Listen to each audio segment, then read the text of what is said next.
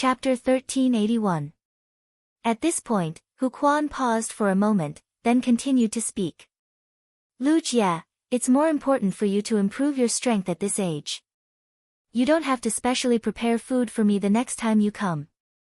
When you guys come, I'll eat some of your roasted meat to satisfy my craving. Otherwise, your cooking is so delicious, and I can't control my appetite. If I eat too much and get sleepy, it will affect the construction of the underground palace. Lu Jia shook his head at Hu Quan's words. Uncle Hu, it's no trouble. I made these dishes when I returned to the manor to cook. It won't take up much time. Uncle Hu just said that double happiness is better than one happiness. Lu Jia knew that Hu Quan was afraid of wasting his time. Lu Jia was not a person who was good at expressing his feelings. He would not say anything nice to people close to him. They would only move silently. However, Lu Jia did not know that Hu Quan had already understood his intentions. Hu Quan hated eating pig liver the most, but he loved eating lamb offal, beef offal, and the like. Normally, no one in the manor liked to eat these things. It was obviously impossible for Lu Jia to say that he had done it in passing. Ji Feng had not seen Lin Yuan for some time. Back at the return from faraway mansion, Ji Feng had not had the time to talk to Lin Yuan because he had been in a hurry to set off. A week ago, Ji Feng's karma sword orchid had predicted that the mother of bloodbath had an ominous sign. Before Ji Feng could call and tell Lin Yuan, the karma sword orchid predicted that the mother of bloodbath would turn misfortune into fortune. Turning misfortunes into blessings was the most wonderful omen. Evil in front, good in the back. Once the misfortune didn't happen, there wouldn't be any good fortune after that.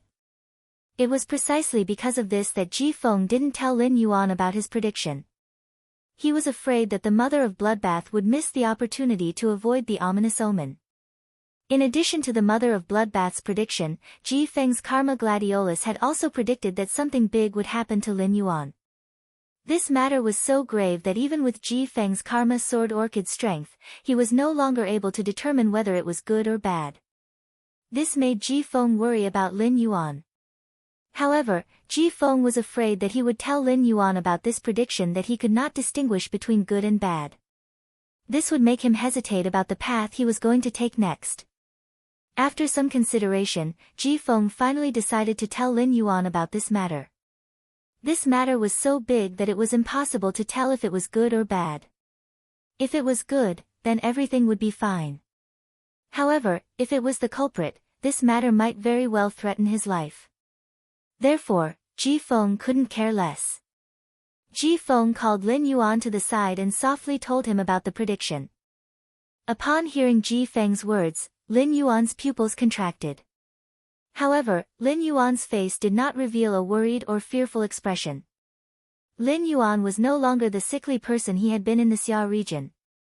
He was now confident that he could face any challenge. Even if he encountered real danger, he would not lack helpers. Currently, Lin Yuan's strongest helper was Bai Yan, who had returned to the swamp world to guard the territory. After the battle with the Shark Ray, Lin Yuan confirmed that Bai Yan had the strongest combat power under the Eternal Realm with his amplification. On the sea, Bai Yan could subdue the Sea Emperor at the peak of Immortal Realm with the immortal body. Ordinary peak Immortal Realm spirit beasts couldn't have such power. Apart from Bai Yan, Lin Yuan also brought the extreme token that his master, the Moon Empress, had prepared for him. These were Lin Yuan's guarantees. As the saying goes, counter soldiers with arms and water with earth. Lin Yuan was confident that he could face any challenge. Regardless of whether it was good or bad, Lin Yuan had to walk the path ahead steadily. Looking at Lin Yuan's expression, Ji Feng knew that Lin Yuan wasn't worried or hesitant because of his prediction. Only then did Ji Feng feel relieved. At that moment, Lin Yuan was prepared to go outside the underground palace and take a look. He wanted to see what extent the sea of white bone lotuses that Silver Essence had nurtured had reached. As soon as he left the underground palace, Lin Yuan immediately received the surprise that Silver Essence brought. When Lin Yuan left, the sea of white bone lotuses was only the size of a football field. Now, the sea of white bone lotuses was at least 10 times larger than before. The sea of flowers spread toward the Iron Hammer Federation's border according to Lin Yuan's previous plan. The Class 1 alien insect dimensional rift that Lin Yuan had opened through the space-shattering stone cave was still constantly dropping alien insects. However, when these alien insects fell into the sea of white bone lotuses, they simply couldn't cause any waves. They were completely devoured by those agile and cruel white bone lotuses. At that moment, Lin Yuan saw the Class 1 alien insect dimensional rift suddenly spit out a green, chubby alien insect. Lin Yuan actually recognized this alien insect. It was called the acid corrosion tapeworm. The acid corrosion tapeworm relied on the acid in its abdomen to fight against enemies, and it was considered a Class 3 alien insect with a relatively weak defense. However, no matter how weak the acid corrosion tapeworm's defense was, it was still a Class 3 alien insect. In the sea of white bone lotuses, before the acid corrosion tapeworm could struggle, a large number of insect patterns turned into bone insects that crawled all over its body. These bone insects easily bit through the acid corrosion tapeworm's skin and burrowed into its body. The acid corrosion tapeworm immediately hissed in pain. A large amount of acid gushed out of the acid corrosion tapeworm's body, corroding most of the nearby white bone lotuses. At that moment, a shadow holding a white bone scythe suddenly appeared beside the acid corrosion tapeworm. This shadow waved the white bone scythe in its hand and ruthlessly slashed at the acid corrosion tapeworm's body like a ghost. With just one strike, a large wound that was about 1 meter long appeared on the acid corrosion tapeworm's back. The 1 meter long wound on the acid corrosion sackworm's body that was cut by the white bone scythe instantly spurted out green acid. Before the acid could land on the shadow holding the white bone scythe, the shadow silently melted into the white fog. Just as the acid corrosion tapeworm's 2 bean-sized eyes were wondering why the enemy had suddenly disappeared, the shadow holding the white bone scythe reappeared above the acid corrosion tapeworm's head. The shadow held the white bone scythe and slashed down, and the half-meter-long scythe blade pierced into the insect's brain. It instantly took the acid corrosion tapeworm's life. Upon seeing the shadow holding the white bone scythe, Lin Yuan immediately thought that this should be Silver Splendor's exclusive skill, Hidden Dead Servant. It had been born when the Sea of Flowers was slaughtering a large number of alien insects. When Lin Yuan had left, Silver Splendor had only been a Bronze 3/Elite fairy. In just 5 days, Silver Splendor had evolved from Bronze 3/Elite to Bronze 6/Flawless. Such an improvement speed was enough to show that Silver Splendor was still a Carcinoma Fae that was adept at expansion and destruction. The Hidden Dead Servant was an existence that would become stronger the more souls it devoured. This was obviously not the Hidden Dead Servant's strongest state. However, the Hidden Dead Servant was already able to kill Class 3 alien insects when Silver Splendor was at Bronze. It was hard for Lin Yuan to imagine how terrifying the Hidden Dead Servant would become after absorbing a large number of souls. It was hard for Lin Yuan to imagine how terrifying the Hidden Dead Servant would become after absorbing a large number of souls in the bone powder fog. ABC. Chapter 1382. Moreover, Silver Flower's exclusive skill could not only produce 1 Hermit Dead Servant, but 36 of them. These Hermit Undead Servants could hide themselves or suddenly materialize themselves in the white bone mist. They were like invisible assassins hidden in the mist. When Lin Yuan had left, the white bone lotus flower mist had drifted above the sea of white bone lotus flowers. It could not completely block Lin Yuan's vision. But now, there was a faint layer of gray fog hidden within the white bone fog. This gray mist should be the Hermit Mist that was born after the Hermit Dead Servants appeared. When the 36 Hermit Dead Servants were born from the sea of white bone lotus flowers, Silver Flower could easily kill the 100-man team that infiltrated the forbidden area. Without using the white bone lotus flowers, Silver Flower could easily kill the 100-man team that infiltrated the forbidden area. Silver Flower had discovered Lin Yuan's existence when he had walked out of the underground palace.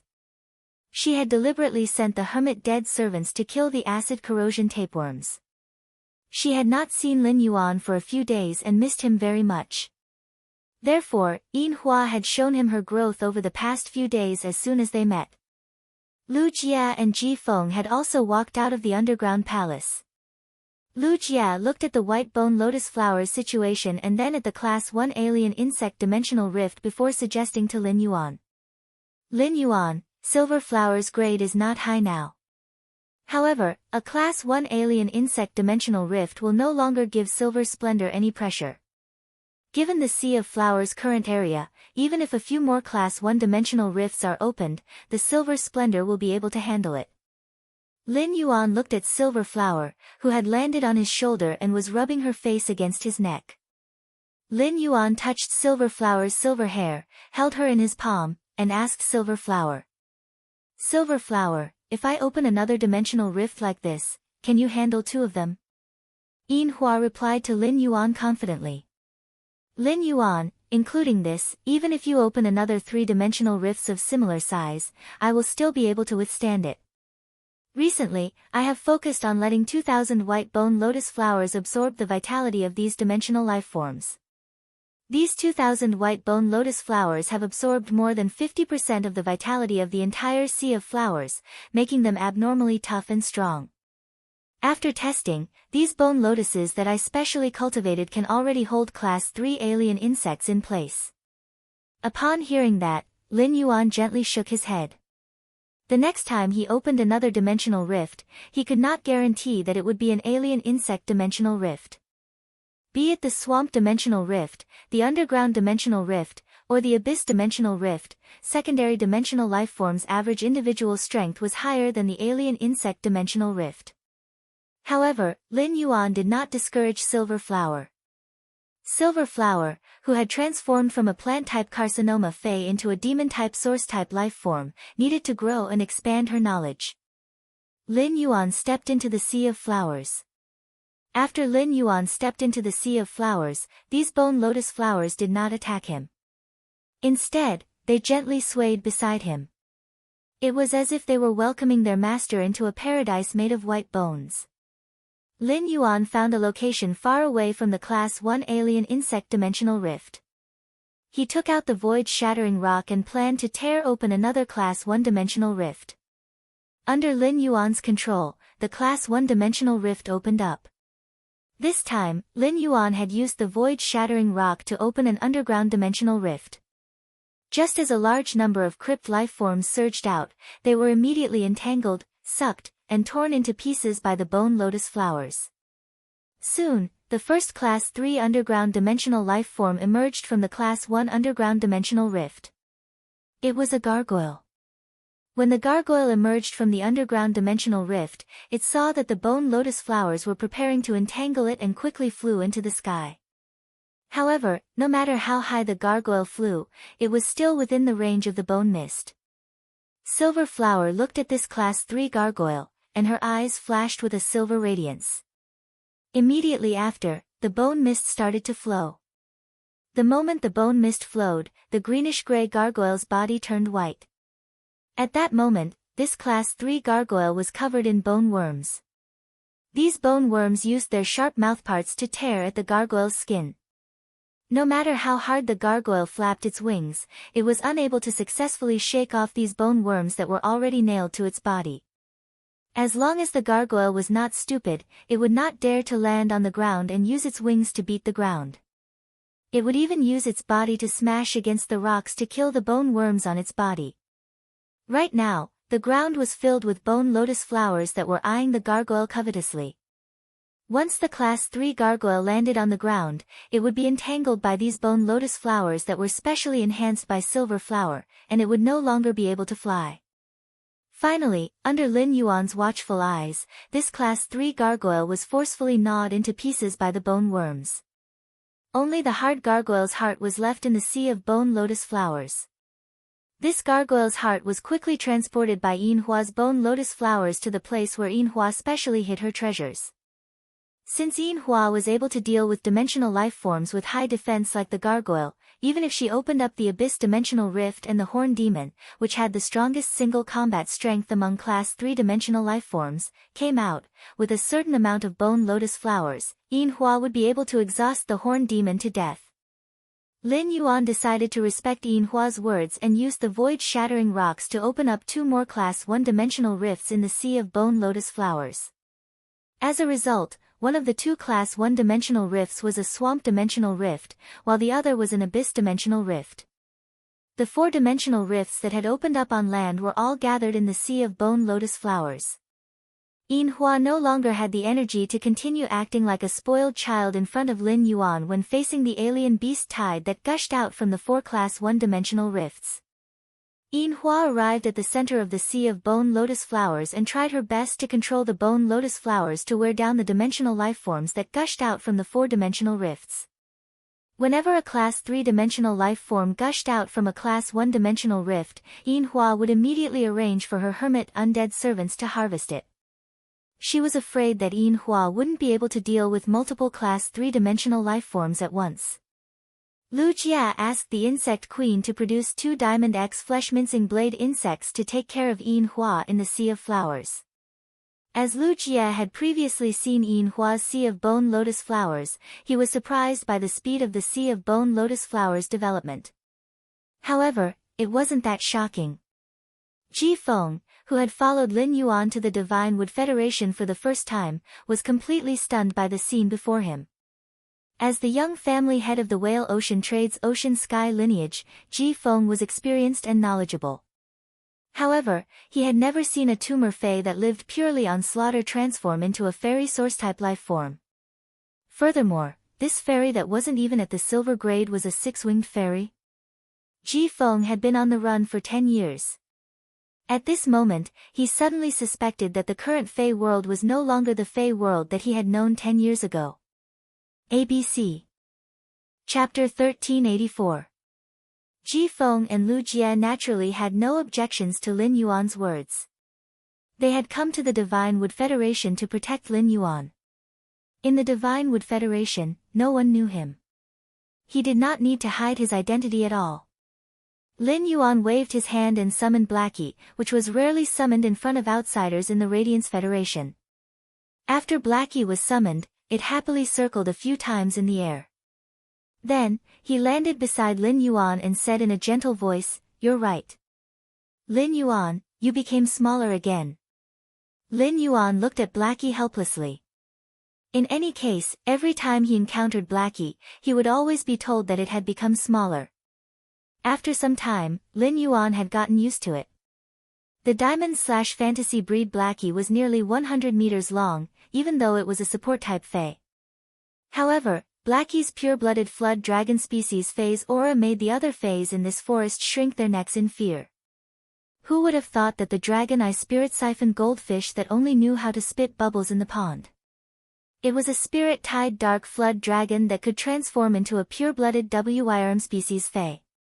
Lu Jia and Ji Feng were no strangers to Blackie, who had been chasing after the rainbow celestial fish in the hidden dragon lake all day long. The duo followed Lin Yuan and rode on Blackie's back as they headed for Nanma City. When Lu Jia was with Lin Yuan, he always took the initiative to undertake the investigation. Lu Jia, who had just sat on Little Black's back, summoned the Insect Queen. Then, he ordered the Insect Queen to release the Dimensional Light Moth. The Insect Queen entered the Dimensional Light Moth's body and created a large number of Hurricane Owlet Moths. The Insect Queen could now skillfully control the inscription and absorb the insect species Fae's genetic model. This time, the Insect Queen had spawned nearly 100 Hurricane Owlet Moths, all of which had large wings. Wings that were twice the size of normal ones allowed the Hurricane Owlet Moth to fly faster. After these dimensional light moths were created by the Insect Queen, Lu Jie did not let them fly away immediately. Instead, he took out a handful of red tentacles and gave them to each Hurricane Owlet Moth. These tentacles were the node tentacles shed by the ethereal jellyfish. Lin Yuan had given these node tentacles to Lu Jie a long time ago. It was impossible for him to spend a lot of time traveling in the Divine Wood Federation. Even though Blackie was a diamond/fantasy breed Fae and had an extremely fast flying speed, it was still unable to catch up to Blackie. Therefore, the Underground Palace, Nanma City, and Oak City were the areas that he would be going back and forth between in the future. It was necessary to set up the node tentacles. Lu Jie had ordered the insect queen to produce nearly 100 hurricane owlet moths in one go, which consumed a lot of his spiritual energy. At this moment, Lu Jie's face had already turned slightly pale.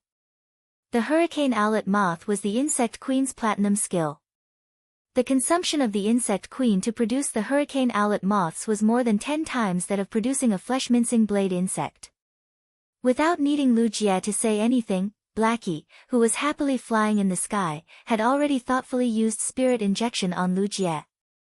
After injecting spiritual energy into his body, Lu Jie quickly recovered the spiritual energy that he had just consumed.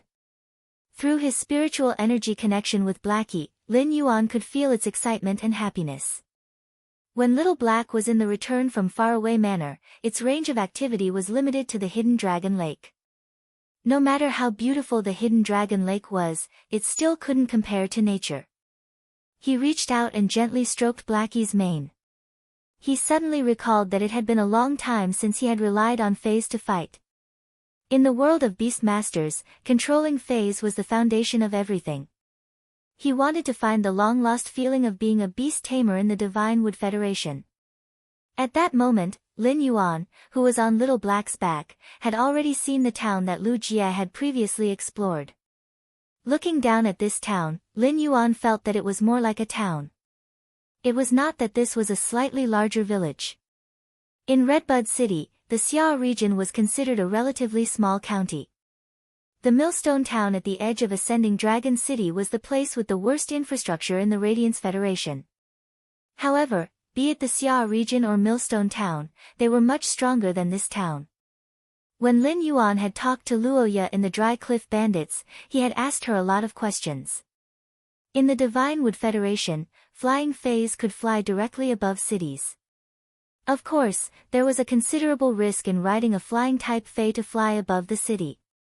If someone in the city who was stronger than you found you an eyesore and attacked you, you wouldn't be able to escape. In that case, they could only rely on their own abilities. In this small town, naturally, no one was a match for Little Black. Lin Yuan rode on Little Black and flew above the town. When the 100-meter-long Little Black passed by the town, it let out a dragon roar. The dragon roar was loud and dignified. Little Black's dragon roar attracted the attention of almost everyone in the town. What surprised Lin Yuan was that these spirit chi professionals and ordinary people wearing spirit chi clothes woven with leaves or rattan armor didn't show intense fear when they saw Little Black. After confirming that Little Black didn't have any intention to attack, these people put their palms together and prayed. Some took out their cell phones and wanted to take a video of Little Black. Upon seeing this scene, Lin Yuan didn't know whether to laugh or cry. From this point, it could be seen that the people in the town had never seen such a mighty and handsome dragon species Fae like Little Black before. When encountering a powerful Fae, an ordinary person's subconscious reaction would be to avoid danger. However, the spirit chi professionals living in this town didn't do so. This was enough to show that the Divine Wood Federation's spirit chi professionals were very strong or ignorant. In such a small town, there definitely wouldn't be a Class 1 creation master. At most, there would be 1 or 2 healers who could treat injuries. This town's knowledge reserve was at an extremely low level. Using this town as an example, it was enough to see the gap between the Divine Wood Federation and the Radiance Federation. The main reason for the gap was that the Freedom Federation wanted to bet a Class 5 creation master path with the Radiance Federation on Star Web. Every citizen of the Radiance Federation could freely log on to Star Web through the Star Web card. Star Web allowed any Radiance citizen to have a clear understanding of the outside world.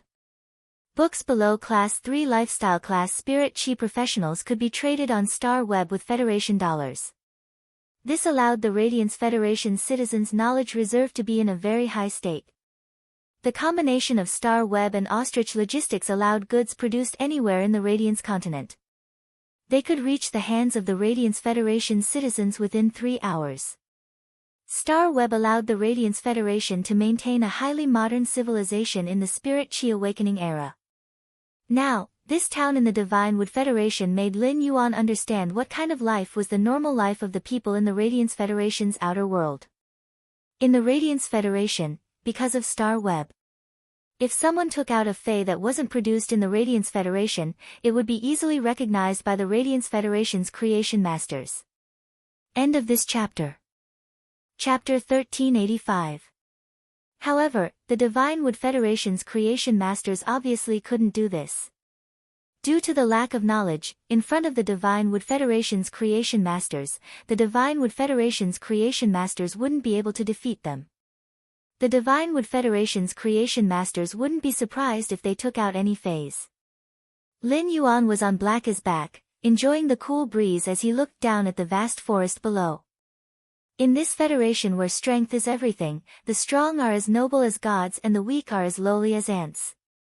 Everyone has to follow the most primitive law of the jungle, and I, an outsider, am no exception. Here, fists were reason, and reasoning with words could only be regarded as a joke. Lu Jie knew that Lin Yuan was going to Nanmu City to find Luoya to trade for the walnut tree.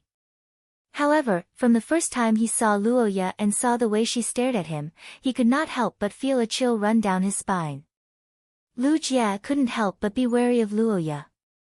When Luoya looked at him, her eyes seemed to have several sharp hooks. These sharp hooks wanted to hook him and drag him into a fallen world. Lin Yuan was only 18 years old and didn't know much about the matters between men and women. As Lin Yuan's retainer knight, he would never allow a woman like Luoya to sully Lin Yuan. Lu Jie decided that he would follow Lin Yuan wherever he went in Nanmu City. He could not give Luoya and Lin Yuan a chance to be alone. Xiao He had already been flying for a few hours, and it wouldn't take long for him to reach Nanmu City. He took out his cell phone, found the note that Luoya had handed him, and dialed her number. In a large mansion in the southern part of Nanmu City, a short-haired middle-aged man was looking at a woman who was holding a phone in her hand with a displeased expression. She had a despondent look on her face. Seeing that the woman didn't listen to his words at all, the short-haired man fiercely put down the two red jade-like walnuts in his hand and said, "Xiaoya, are you even listening to me? The Huang family has already sent people to visit you several times. You were young and liked to play, so I can follow you. Now you're old enough to talk about marriage.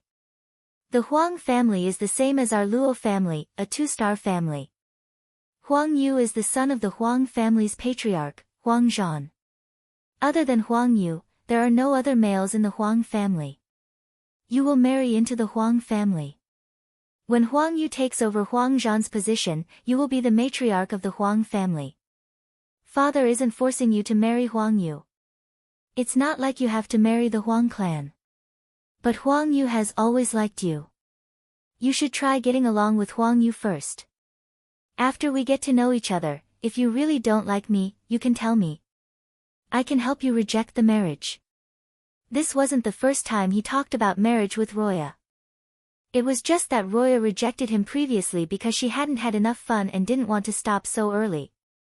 The people of the Divine Wood Federation were open, and Luoya felt that there was nothing shameful about what she had done before.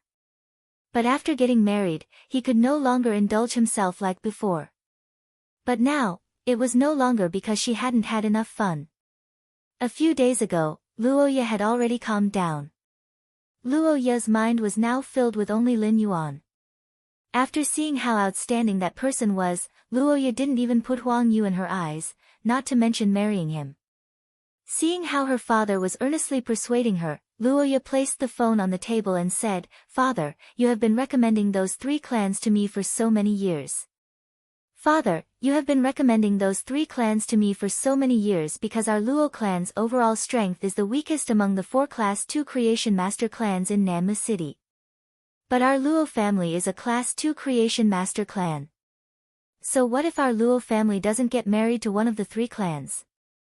Roya let out a sigh in response. Luoya was still too young and couldn't think of the crux. Right now, Nanmu City had 4 Class 2 Creation Master clans and 1 Class 3 Creation Master clan. Right now, the Class 3 Creation Master clan, the Zhang family, was showing signs of wanting to integrate Nanmu City's Creation Master resources. Not long ago, the Zhang family even released the news that their patriarch had been promoted from a mid-class Class 3 Creation Master to an advanced Class 3 Creation Master. It was obvious that the Zhang family wanted to put pressure on the 4 Class 2 Creation Master clans. Among the 4 Class 2 Creation Master clans, only the Huang family and the Zhang family were related by marriage. The Zhang family's matriarch was the younger sister of the Huang family's patriarch. If Luoya could get married to Huang Yu, the Luo family would be using the Huang family to climb up to the Zhang family. The Luo family's strongest Fei was a Platinum 3/Flawless Poison Dust Moth. However, the Zhang family patriarch had a Platinum X/Fantasy Breed Corrosive Venomous Snake Flood Dragon. The Luo family didn't have the strength to go against the Zhang family. Roya had always doted on Luoya. Roya didn't want to force Luoya on matters of the heart and sacrifice her happiness.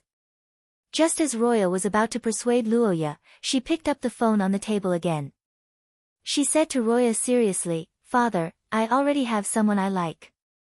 Father, I already have someone I like." Upon hearing this, Rode knitted his brows immediately. However, Roya didn't get angry at Luoya and asked patiently, "Little Ya, don't tell me the person you like is a member of the bandits that you invested in previously?" Hearing this, Roja remembered the rough men in the Withered Cliff bandits who never bathed. She nearly retched. Seeing her disgusted expression, Roya knew that Luoya didn't like the members of the Dry Cliff bandits. If it wasn't someone from the Dry Cliff bandits, who else could it be? Could it be that Xiaoya was playing around with some guy and suddenly developed feelings for him? Roya decided to quickly cut off Luoya's thoughts. He wanted to let Luoya think about Huang Yu in peace. "Little Ya, is the man you like in Nanma City now? If he is, ask him to come home and let me see him." Luoya didn't know what Roya was thinking. But when he mentioned Lin Yuan's whereabouts, Luoya felt aggrieved.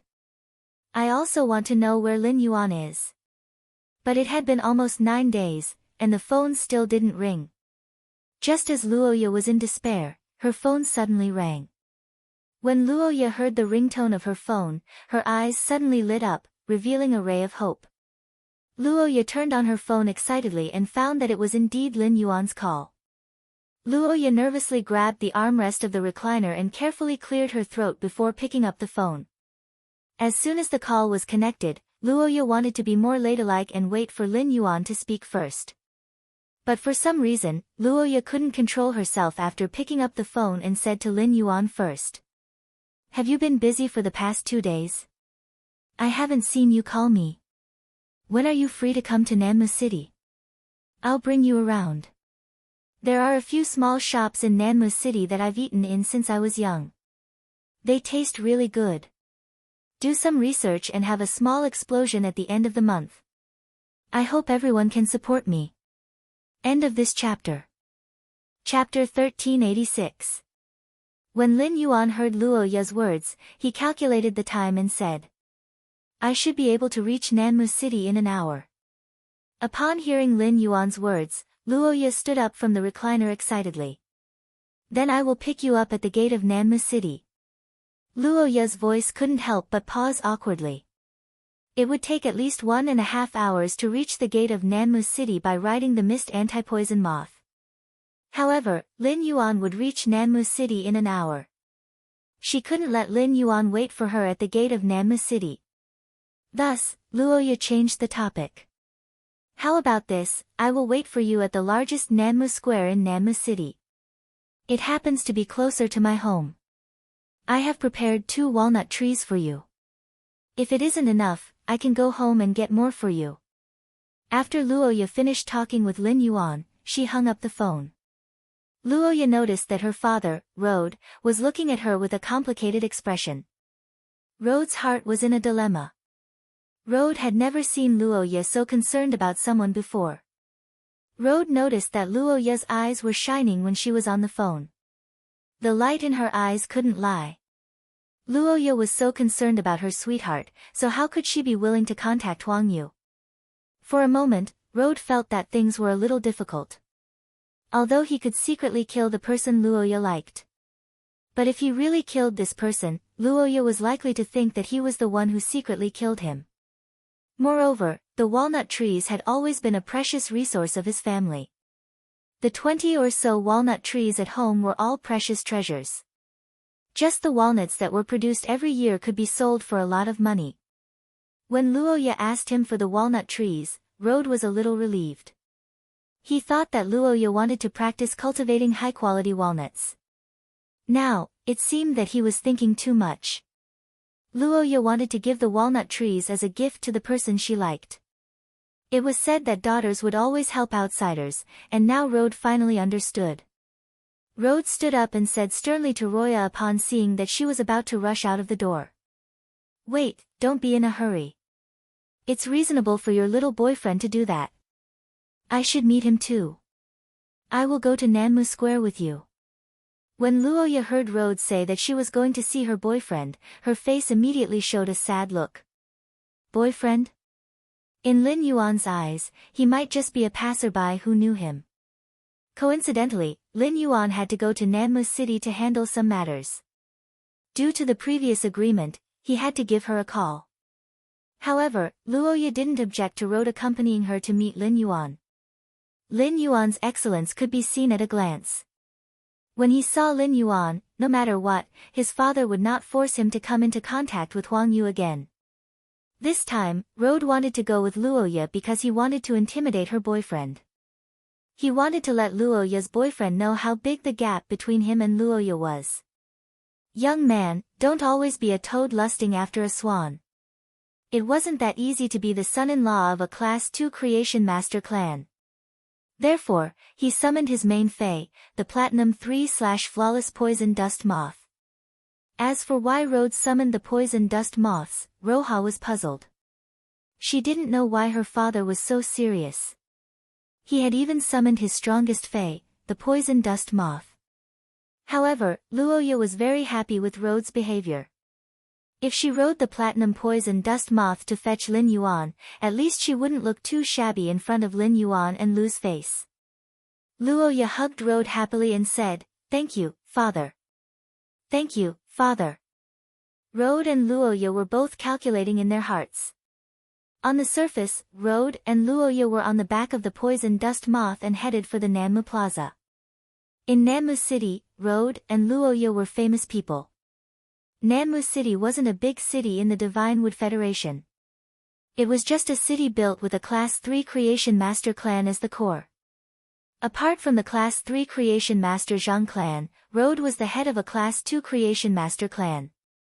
It could be said that he was one of the most respected people in Nanmu City. On the back of the Platinum Poison Dust Moth, Road and Luoya received the respect of the Spirit Chi professionals and ordinary people along the way. At that moment, Luoya was holding a mirror and carefully examining her haggard face because she hadn't eaten or rested well for 9 days. The more she looked at her haggard appearance in the mirror, the more uneasy she felt. She was afraid that her haggard appearance would lower Lin Yuan's favorable impression of her.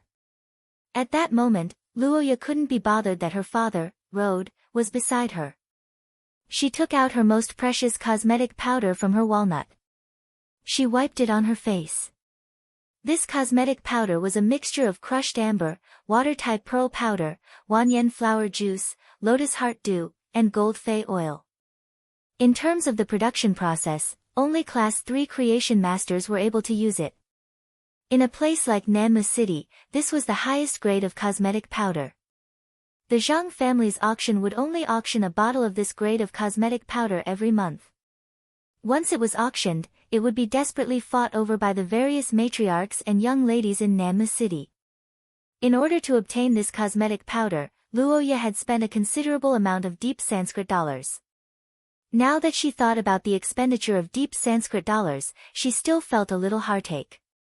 But now, this cosmetic powder came in handy, allowing Luoya to meet Lin Yuan with her best appearance. Luoya felt that the previous expenditure was simply worth it. Luoya applied the cosmetic powder, drew on her eyebrows, and tidied up her purple fur coat. Road, who was watching from the side, was dumbfounded. Road had always been very concerned about his only daughter, Luoya. Before Luoya had left Nanmu City to train a few years ago, Luoya had always been by Road's side. In Road's impression, when his family held a gathering, the Zhang family's bigwigs would be present. Luoya had never dressed up so meticulously. As a father, he had to make some choices for the family. In the end, he couldn't help but feel sorry for his daughter. Road couldn't help but hesitate in his heart. He was going to meet Luoya's sweetheart in a while. Should he secretly send someone to make a move on Luoya's sweetheart?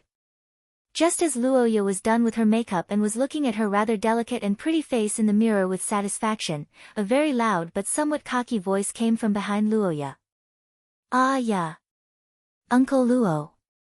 Where are you going?" "I saw Uncle Luo's poison dust moths from afar. I desperately consumed spirit chi so that my stinger wasps could catch up."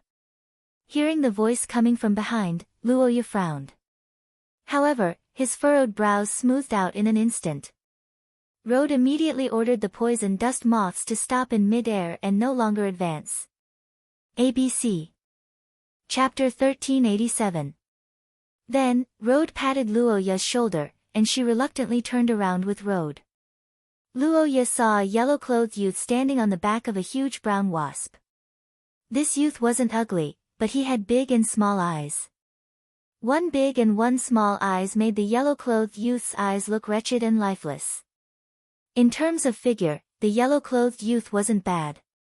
He was tall and strong. It was a pity that Luoya was obsessed with appearances. To Luoya, an ugly face was an original sin. Luoya's heart was filled with Lin Yuan and couldn't even be bothered to look at Huang Yu. At that moment, Huang Yu was smiling and wanted to greet Luoya. However, she didn't know that Luoya was already gritting her teeth and blaming herself for wasting the time to go to the Nanmu Plaza. Seeing that Luoya didn't want to talk to Huang Yu at all, Road couldn't help but feel a little awkward. Road asked Huang Yu, "Little Yu is getting stronger. Little Yu is getting stronger and stronger. I haven't seen you for more than 2 months, and your main fei, the stinger wasp, has been upgraded to Gold X/Flawless." While speaking, Road was very surprised by the increase in strength of Huang Yu's main fei, the needle wasp. Huang Yu's strength increased so quickly. The Huang family had really invested a lot in Huang Yu. When Huang Yu's creation master strength reached class 2, she could take over the Huang family head's position at any time. Huang Yu had always been in love with Luoya, but Luoya had never been interested in Huang Yu. Road was really afraid that Huang Yu would be tired of Luoya's attitude. Hence, she chose to marry the young ladies of the Meng and Li families. When Huang Yu heard Road's praise, she said rather proudly, "This is all thanks to Aunt. This is all thanks to Aunt. She asked Uncle to help me raise the rank and quality of the stinger wasps. If it wasn't for Uncle's process of enhancing the needle wasp's bloodline showed signs of mutation. The needle wasp that Uncle Luo is seeing now should be at platinum." Upon hearing Huang Yu's words, Road's heart shook. It turned out that the Zhang family head had helped Huang Yu enhance her fei. Huang Yu's aunt married into the Zhang family and was the Zhang family's matriarch. Only Huang Yu's aunt would be able to persuade the Zhang family head to help a junior raise the strength of a fei. This was the benefit of a marriage alliance. If Luoya and Huang Yu got married, the Luo family could use Huang Yu's relationship to become the Zhang family's distant in-laws. Out of respect for Huang Yu, the Luo family might be able to receive the Zhang family's favor. She watched as her father and Huang Yu chatted for almost 10 minutes without any intention of leaving. Luoya's heart became more and more frenzied. Luoya, who couldn't bear it anymore, said to Huang Yu. "Huang Yu, we need to go to Nanmu Plaza. It's urgent, so we'll be leaving first." With that said, Roha reached out and hooked her arm around his. He signaled Road to let the poison dust moths fly towards the Nanmu Square. Huang Yu was already used to Luoya's attitude towards him. On the contrary, Huang Yu's eyes lit up when he heard that Luoya wanted to go to Nanmu Square. "Aya, Uncle Luo, are you going to Nanmu Square? Then we're on the way. I'm also going to Nanmu Square. Brother Zhang Tong will be welcoming Lord Jianli at the Nanmu Plaza today. I didn't know that Aya was back. If I had known, I would have invited Aya in advance." After hearing Huang Yu's words, Luoya and Road's expressions changed drastically. Road didn't expect Jianli to visit Nanmu City, a small city at the border.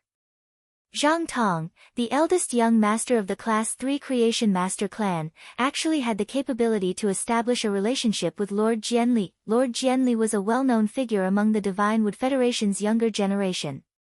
He was ranked 83rd in the Divine Wood 100 sequence. Compared to Jianli's glory and talent, Road was more concerned about Jianli's background. The Jian family was a veteran clan in the Divine Wood Federation's capital, Holy Forest City. Road didn't know if the Jian family had a Class 4 Creation Master. However, the Jian family had 5 Class 3 Creation Master clans under their control. One of the Class 3 Creation Master clans even had a pinnacle Class 3 Creation Master. As the patriarch of a Class 2 Creation Master clan, Luoya had never heard of Jian Li's visit to Nanmu City. However, because of the Zhang family, Huang Yu was qualified to meet Lord Jian Li at Nanmu City's plaza. From this incident, it was enough to show that the Luo family was excluded from Nanmu City's core circle. After thinking about this, Road made a decision. He had to matchmake Luoya and Huang Yu's marriage. At that moment, Luoya was feeling apprehensive. Just like the Radiance Federation, the Divine Wood 100 sequence members were also well-known stars in the Divine Wood Federation.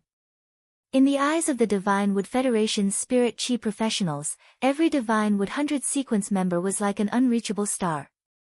They were all on the dome and unreachable stars. Any member of the Divine Wood 100 sequence had supreme privileges and authority in the Divine Wood Federation. Since Huang Yu was going over now, it meant that Jianli would arrive at Nanmu City's plaza within an hour. This was almost overlapping with the time when Lin Yuan arrived at Nanmu City's plaza. Lin Yuan wouldn't bump into Jianli, right? Every member of the Divine Wood 100 sequence would be protected by an expert arranged by the Divine Wood Imperial Court. Although Jianli wasn't a member at the top of the Divine Wood 100 sequence, he was famous for being overbearing. With Jianli's status, it was impossible for him to allow others to arrive at the same place as him on an aerial fei. The place that she had just agreed with Lin Yuan was Nanmu City's plaza. Wouldn't that mean that she had harmed Lin Yuan? At that thought, Luoya hurriedly took out her cell phone and anxiously dialed Lin Yuan's number. However, after the phone rang for a long time, Luoya realized that Lin Yuan hadn't picked up the phone. After dialing several times, the result was the same. Luoya was so anxious that her forehead couldn't help but sweat. Luoya could be sure that Lin Yuan's identity wasn't trivial and was likely to be a member of the Deep Enlightenment Federation's hidden aristocratic family. However, if Lin Yuan really had a conflict with Jianli, it would be in the Divine Wood Federation's territory. Lin Yuan, who was born in the Deep Enlightenment Federation, couldn't have an advantage. Huang Yu saw that Luoya kept dialing and wanted to go forward to ask who she was calling. However, she was afraid that going forward to ask would anger Luoya and become an outlet for her emotions. At that moment, Road, who was standing next to Luoya, had a strange smile on his face. If Luoya could think of this, Road could naturally think of it too. Road couldn't wait for Luoya to be unable to contact her sweetheart. At that time, her sweetheart of unknown origin would be blasted to pieces by Jianli the moment she arrived at the periphery of Nanmu City Square. With her sweetheart dead, Luoya would have no worries. With his understanding and reasoning, the disheartened Luoya would agree to be engaged to Huang Yu for the family's benefit. Huang Yu didn't treat Luoya badly. After getting married, Luoya would be the Huang family's young mistress and wouldn't suffer much. Luoya was tirelessly dialing Lin Yuan's number over and over again, but she didn't know that Lin Yuan had already put this rarely used cell phone into the diamond face storage box after the call. ABC. Chapter 1388. Soon, Huang Yu, Luoya, and Road arrived at the Nanmu Plaza. Seeing the nearby Nanmu Plaza, Huang Yu quickly said to Road, "Uncle Luo, flying feis are prohibited in front. Why don't we park our flying feis outside the plaza and walk in? If we fly any further, even I will be attacked by my cousin's guards." After hearing Huang Yu's words, Road quickly stopped the flying poison dust moths and ordered them to land outside the Nanmu Plaza. When Road heard Huang Yu's words, he quickly stopped the poison dust moths and ordered them to land in the outer area of the Nanmu Plaza. Then, he recalled the poison dust moths into his spiritual spatial zone. Huang Yu had always liked Luoya, so she respected Road very much.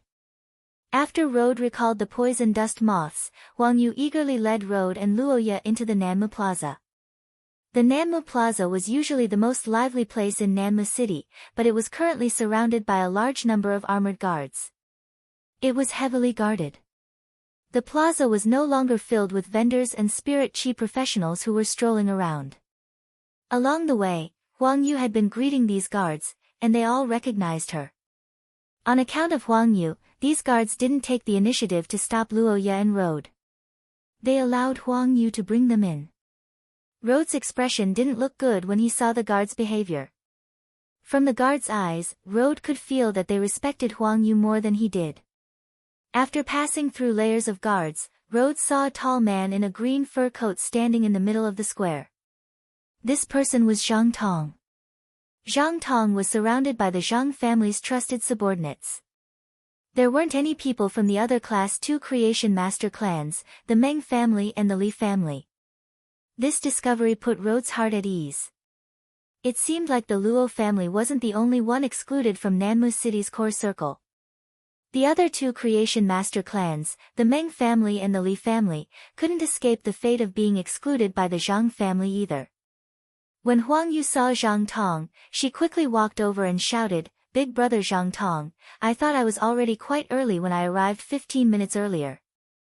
I didn't expect you to arrive before me." Zhang Tong turned to look at Huang Yu and saw Road and Luoya behind her.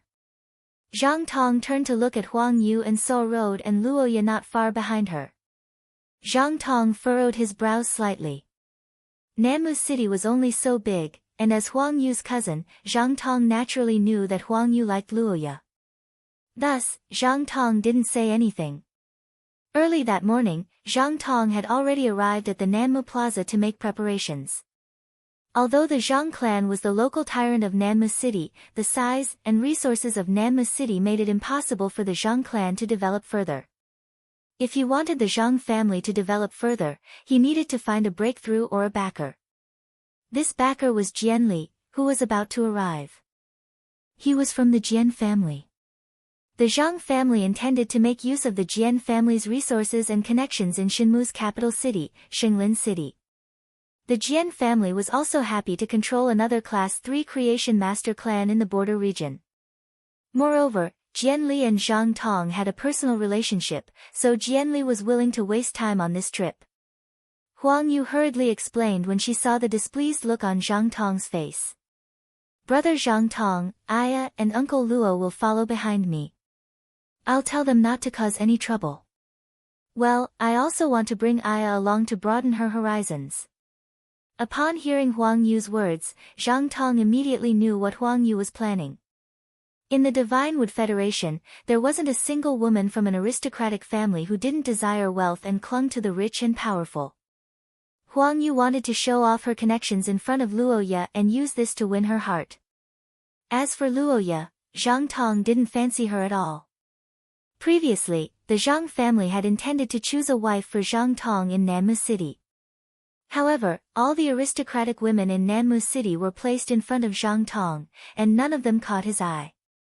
Zhang Tong had been to Xinglin City to compete for the Divine Wood Hunter and failed, so he wanted to find a young lady from an aristocratic family. Zhang Tong knew that only a young lady from an aristocratic family in Xinglin City could help him in the future. Although Zhang Tong wasn't interested in any of the young ladies from the aristocratic families in Nanmu City, he knew all the information about the young ladies from the aristocratic families in Nanmu City. There was a detailed introduction of what Luoya had been doing outside for the past few years. These detailed introductions made Zhang Tong worry whether his cousin's neck was tough enough and whether he could take on so many hats. No matter what, Zhang Tong didn't mind helping his cousin out. Luoya was so anxious that she almost cried when no one picked up Lin Yuan's call. When she saw Huang Yu explaining the rules in front of her father, Luoya had the thought of creating a ruckus in Nanmu Plaza and causing a commotion so that Lin Yuan could escape from danger. However, Luoya couldn't realize this thought. Luoya's strongest fei was the gold mist anti-poison moth. As long as Luoya dared to summon her fae, Road would stop her immediately without anyone making a move. Just as Luoya was getting more and more anxious and didn't know what to do, a sharp and ear-piercing bird cry echoed in the sky, and a black giant bird with a wingspan of 10 meters appeared in the sky. The giant bird's wings stirred up chaotic air currents and gathered into a 30-meter-tall tornado above Nanmu Plaza. The tornado created by the giant bird made the armors of the guards present clatter. On the back of the giant ink-colored bird stood a skinny and somewhat short young man. This youth was wearing a white fur robe, and the wind was blowing at the corner of the fur robe. The fur robe fluttered behind the short youth's back. Such a grade of white fur robe was rarely seen in Nanmu City. Compared to this youth's white fur robe, Zhang Tong's green fur robe was much cheaper. Behind this white-robed youth stood two sturdy men wearing black rattan armor. The ink-colored rattan armor that the two muscular men wore had some dark green leaves growing on it. They looked like living creatures. These black-armored men were the Firmwood guards that the Divine Wood Imperial Court had sent to guard the Divine Wood 100 sequence members. Jianli looked down disdainfully from the bird's back. After seeing Zhang Tong, Jianli was ready to let the Platinum X/Legend Blade Feather Eagle bird land. Before Jianli's Blade Feather Eagle bird could land on the ground, the two sturdy wood guards on its back had already leaped down from the Blade Feather Eagle bird's back. They surrounded Jianli, who was about to get off the Blade Feather Eagle bird, in the middle. When the blade-feathered eagle sparrow came to a stop and the tornado created by its wings disappeared, Jianli shook the white fur coat he was wearing. He calmly stepped on the neck of the Blade Feather Eagle bird, which was pressed against the ground, and walked down from its back. When Zhang Tong saw Jianli get off the Blade Feather Eagle bird, he quickly took 2 steps forward and said enthusiastically, "Lord Jianli, your flying type fae is really extraordinary. Lord Jianli, your flying type fae is really extraordinary." A casual flap of its wings can create a whirlwind that can uproot a gold ironwood poplar. ABC. Chapter 1389.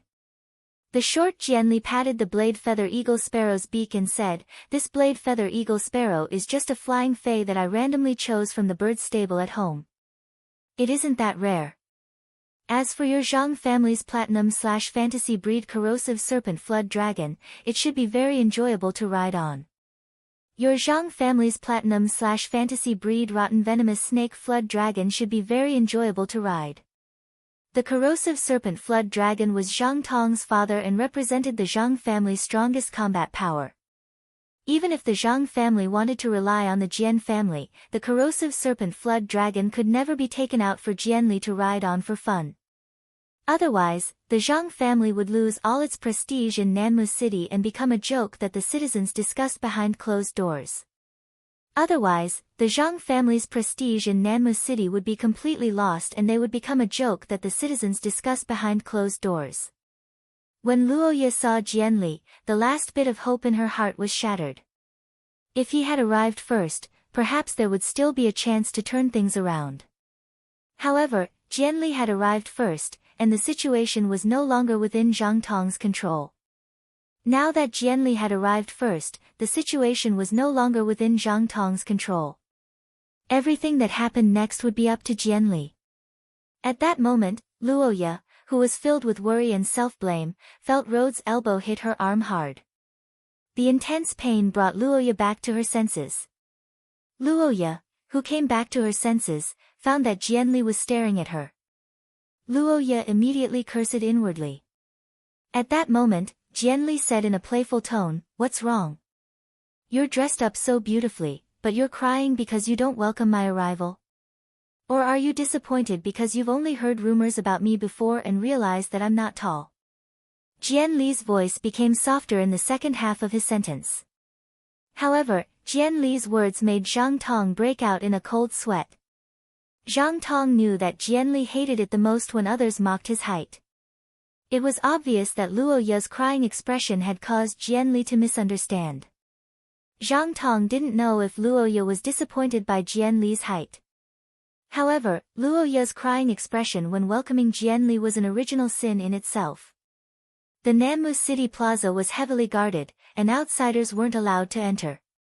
The Luo family insisted on entering with Huang Yu and incurred Jian Li's wrath. Such behavior was simply slapping himself in the face. Luo Ye was merely a member of a Class 2 Creation Master clan. Did she really think that she was a young lady from one of those influential clans in the capital city's Holy Forest City? With Luo Ye's identity, she should be careful even when breathing in front of Jian Li. Was she worthy of Jian Li and marrying into the Jian family? Even Zhang Tong started to have an opinion about Huang Yu, who had attracted Luo Ye here. Luo Ye, who was worried about Lin Yuan, was shocked by Jian Li. He was so scared that he couldn't speak.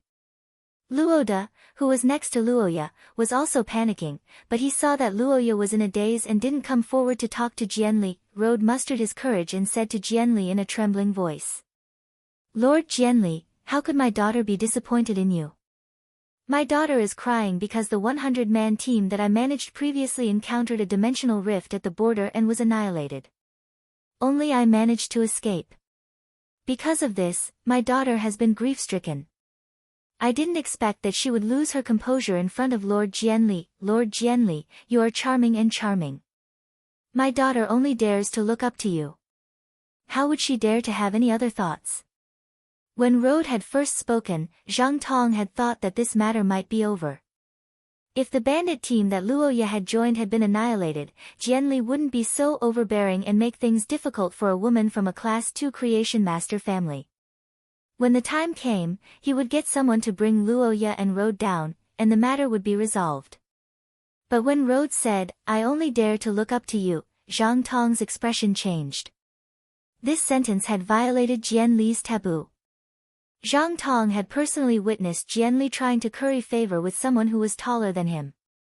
That person had been executed because he had said the words "look up to" Jian Li. Zhang Tong saw that Huang Yu's expression changed and had the intention to speak up for Luo Ye. Zhang Tong coughed and looked at Huang Yu with sharp eyes. Huang Yu was worried about Luo Ye's situation and felt embarrassed that Luo Ye had disrupted Zhang Tong's plan. When she saw Zhang Tong's expression, Huang Yu was so frightened that she didn't dare to say anything. Jian Li's expression had originally been playful. Now that he heard Rode's words, Jian Li's expression turned completely gloomy. Zhang Tong came to Jian Li's side and said apologetically, "Lord Jian Li, they are the Luo family's family head and young lady. If Lord Jian Li doesn't want to dirty your hands because of them, I'm willing to help you deal with them immediately. If Lord Jian Li does not wish to dirty his hands because of them, I am willing to help Lord Jian Li deal with them immediately." After speaking, Zhang Tong whistled with a strange rhythm and a very high pitch toward the northwest of the plaza. The whistle sounded a little like a snake's hissing. As soon as Zhang Tong blew the whistle, a mighty neigh rang out from the northwest. This snake-like hissing had a hint of prestige that belonged to a Wyrm species Fey. A purplish-black, twin-horned Qilin snake that was nearly 25 meters long soared from the distance and flew toward Zhang Tong. While flying, this long snake, which had Wyrm species characteristics, hissed repeatedly and flicked out its black tongue that was nearly half a meter long. Its dark purple venomous fangs emitted an eerie chill under the sunlight. Before this giant snake, which obviously had a Wyrm species bloodline, arrived at the Nanma Plaza, the air was filled with a fishy smell. This purplish-black giant snake was the Zhang family head's main Fey, the corrosive serpent flood dragon. In order to welcome Jian Li, the Zhang family head had specially released the corrosive serpent flood dragon. He had also made the corrosive serpent flood dragon listen to Zhang Tong's orders. Accompanied by the Platinum X/Fantasy Eye corrosive serpent flood dragon's hissing, the blade feather eagle bird's aura suddenly weakened, and it flapped its wings restlessly. It was obviously very afraid of the corrosive serpent flood dragon. Although the blade feather eagle bird and the corrosive serpent flood dragon were both pinnacle platinum fays, one was a fantasy breed, while the other wasn't an ordinary fay. However, one was a fantasy breed, while the other wasn't a normal fay. If they were to compare, it would be equivalent to a major grade difference. Fortunately, the blade feather eagle bird was controlled by 2 ironwood guards. Coupled with the Creation Master's taming, the blade feather eagle bird didn't go berserk and hurt people or flee in panic. Zhang Tong's words made Rode feel despair and caused Huang Yu's expression to change. The corrosive serpent flood dragon was entrenched in the Nanmu Plaza and was ready to start a massacre at any time. It kept flicking out its black tongue, indicating that the corrosive serpent flood dragon was in a hungry state. Finally, Huang Yu looked at Luoya and recalled her father's teachings at home. She had no choice but to lower her head. The Huang family was also a Class II Creation Master aristocratic family. If it wasn't for her aunt, she wouldn't be qualified to welcome Jianli here. It wouldn't be of any use if she pleaded for Luoya now. She might even offend Lord Jianli and implicate the entire Huang family. ABC. Chapter 1390. Huang Yu liked Luoya, but she didn't have the intention to die for her. At the moment of life and death, facing Zhang Tong, Jianli, and the terrifying corrosive snake flood dragon, Luoya realized that she wasn't as afraid as she imagined. Instead, her heart was abnormally clear. At that moment, Luoya suddenly felt resentful. In Nanmu City, a Class II Creation Master clan didn't think about how to enhance phase, but to curry favor with a Class III Creation Master clan. When facing the Divine Wood 100, just a single glance from her had caused a calamity to befall her. How absurd was this? At that moment, Luoya understood that strength was the root of everything. Currying favor was just a shortcut. Compared to the fear of being swallowed by the corrosive snake flood dragon, when she thought of Jianli's overbearing and ruthlessness, she felt even more worried. Luoya was increasingly worried about Lin Yuan, who was about to arrive. Zhang Tong originally thought that Luoya would beg Jianli in fear after he summoned the corrosive snake flood dragon to please Jianli. Who would have thought that Luoya was the only one begging for mercy? Zhang Tong could feel the growing impatience in Jianli's eyes when he saw Luoya crying and trembling in fear. Zhang Tong quickly gave the corrosive snake flood dragon an order. Go! Corrosive snake flood dragon, it's time to eat. Upon hearing Zhang Tong's order, the corrosive snake flood dragon's black body instantly slithered away. The friction between the scales let out an ear-piercing sound. In the blink of an eye, the corrosive snake flood dragon's massive body arrived in front of Luoya and Luoya. Just as the corrosive snake flood dragon was preparing to eat, a melodious dragon roar echoed in the sky. This melodious dragon roar caused Jianli's eyes to narrow. Jianli wasn't a creation master, but he was from the Sacred Forest City's prestigious Jian clan and had seen plenty of dragon species phase. Just based on this dragon roar, Jianli could determine that the roaring dragon species Fei definitely had a higher bloodline than the corrosive snake flood dragon. This dragon roar didn't have a bloodthirsty feeling, but it was abnormally noble and elegant. It should be a pure-blooded flood dragon species Fei. It wasn't strange for such a Fei to appear in the royal capital, Sacred Forest City, and it wouldn't be too conspicuous in Oak City either. However, it was rather strange for it to appear in Nanmu City. Could it be that there are other big shots coming to Nanmu City today besides me? Dragon species Fei's valued bloodline the most. If it was a pure-blooded dinosaur Fei's roar, the rotten venomous snake flood dragon might not be so afraid. After all, dinosaurs and flood dragons were two different branches of dragon species Fei's. The pure-blooded flood dragon's cries were suppressing the rotten snake flood dragon, causing it to lose its desire to eat. When everyone raised their heads to look at the sky, they saw a 100-meter-long dragon gliding towards Nanmu Square from afar. After Lin Yuan released Blackie, it started to run around happily. It released its diamond/fantasy breed phase aura without restraint. Xiao Hei's pressure was clearly felt by everyone in the Nanmu Square. The appearance of the diamond/fantasy breed pureblood flood dragon made the expressions of the two firm wood guards guarding Jianli turn grave.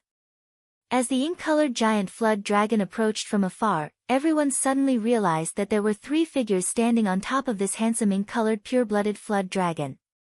The white-clothed youth standing at the front was caressing the black flood dragon's mane with an elegant expression. He had dashing eyebrows and red lips, and his facial features were so exquisite that people couldn't shift their eyes away. This youth might not be wearing the highly sought-after fur in the Divine Wood Federation, but his white silk spirit chi clothes seemed to be rippling with layers of mist in the wind. This white spirit chi clothing should be woven from the mist silk that the Diamond Fae, water mist cold silkworm, spat out. The youth's waist was equipped with a belt studded with all kinds of pearls and jade. Many of the guards couldn't recognize the pearls and jade embedded on the belt. Only Zhang Tong could recognize the jade-textured wood and the blue pyroxene, which was only produced in the Class 3 underground dimensional rift. Just from the accessories on the belt, Zhang Tong could confirm that this person's identity was extremely prominent. Otherwise, it was impossible for a belt to cost at least 1,000,000 deep Sanskrit dollars. As the young family head of a Class 3 creation master clan, Zhang Tong's insight was definitely not as good as Jian Li's, who was from the capital city's Sacred Forest City's aristocratic family. Jian Li could see more tricks from the accessories on Lin Yuan's belt. Zhang Tong thought that the light yellow wooden will embroidered at the edge of Lin Yuan's belt was jade-textured yellow willow wood. However, Jian Li could see at a glance that the wooden will on Lin Yuan's belt was not jade-textured yellow willow wood but completely jade-textured jasper pear wood. The value of completely jade-textured jasper pear wood and yellow willow wood was hundreds of times different. As for the blue pyroxene, which Zhang Tong recognized only produced in the Class 3 underground dimensional rift, it was the most common item on the belt. The Milky Way jade and the sea vein stone were exquisitely embedded on the belt. The belt formed the scenery of the sea vein pearl. It was this belt that made Jian Li repeatedly examine Lin Yuan and see his black hair and eyes. Jian Li was sure that Lin Yuan was from a hidden aristocratic clan in the Deep Lore Federation. The Deep Lore Federation's hidden aristocratic clan controlled the entire An continent's Chamber of Commerce and controlled 60% of the An continent's wealth. Each of them was a colossus in the An continent. Although the Divine Wood Federation and the Iron Hammer Federation had always had bandits attacking the Deep Lore Federation's caravans, their main purpose was to frame each other. Plundering wealth was just incidental. From this, it could be seen that the Divine Wood Federation and the Iron Hammer Federation were reducing each other's impression in the Deep Lore Federation's Chamber of Commerce. It was very important for the Divine Wood Federation and the Iron Hammer Federation to show the Deep Lore Federation's Chamber of Commerce's view. Because Jian Li was born in the Holy Forest City's Jian family, he would always know much more than ordinary people. This also made Jian Li more afraid of the Deep Lore Federation's aristocratic clans than Zhang Tong. It could be said that after confirming Lin Yuan's identity with a belt, Jian Li decided to rope him in. Even if he could not become Lin Yuan's friend after a round of roping. At the very least, he would not become an enemy. When Jian Li looked behind Lin Yuan, he saw Lu Jia and Ji Feng behind him. Lu Jia was dressed in black armor, and Ji Feng was dressed in a black robe. Neither of them were wearing fur coats, but Jian Li could sense an extraordinary air of nobility coming from them. Lu Jia was a Radiance 100 sequence member and a disciple of the chief guard of the Radiance Spirit Guards. If Lu Jia came to the Divine Wood Federation with this identity, the Divine Wood Federation would specially hold a reception for him in the Divine Wood Royal Court to entertain him. At that time, the Divine Wood City's aristocratic clans would fight to the death for an invitation to join the reception. Ji Feng was very down and out when he met Lin Yuan, but he was indeed the young family master of the Whale Ocean Trade's Ocean Sky lineage, one of the 3 top factions. The aristocratic aura accumulated in his youth could not be erased no matter how hard he tried. Jian Li could be sure that the 3 people on the Diamond/Fantasy Breed Black Flood Dragon all had extraordinary origins. ABC Chapter 1391 Lu Jia and Ji Feng, who were dressed in black armor and black robes, were like stars surrounding the moon. It was enough to show that Lin Yuan had the highest status among the 3 of them. Roha was ready to die calmly, but he heard a dragon roar from the sky. Luoya didn't expect it to be Lin Yuan. After all, Luoya knew too little about Lin Yuan. She only knew that he had a white cat with many tails.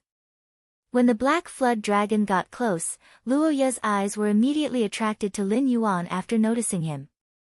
Previously, Luoya had been traveling with Lin Yuan and would secretly size him up 5 or 6 times every minute. Luoya believed that she could see Lin Yuan's appearance very clearly. Although his facial features had not changed, the change in his bone structure made Luoya feel that he was much more handsome than before. It was difficult to conceal the nobility of his temperament. If Lin Yuan had such a temperament back then, no matter how dirty he had smeared his body, he would not have been able to resist. Luoya would not just treat him as a lost member of a small caravan. In the midst of despair, the white-robed youth arrived on a dragon, like a deity. Luoya was mesmerized by the fluttering hair on the forehead of the white-clothed youth. Lin Yuan, who was on Little Black's back, was confused. He didn't understand why Luoya wanted to meet him in such a crowded place. Moreover, most of the people in the Nanmu Square were guards. It wasn't as lively as Luoya had described. Why was there a platinum-level purplish-black snake in the square all of a sudden? In a city like Nanmu City, such a fae should be a very high-grade fae. Lin Yuan subconsciously used Morbius True Data to check this black snake's attributes. With one look, Lin Yuan could not help but twitch his mouth. This Platinum X/Fantasy I Rotten Snake Flood Dragon's low-grade skill and first exclusive skill indicated that it was good at taking the physical route. However, the person who nurtured this corrosive poisonous flood dragon serpent had lured it to develop on the path of poison. He had arbitrarily changed the fae's development path and didn't use pure spirit chi to guide it.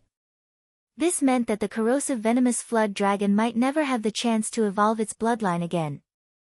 When poison-type faes were at silver, gold, and platinum, they indeed had combat power that far surpassed other faes of the other elements.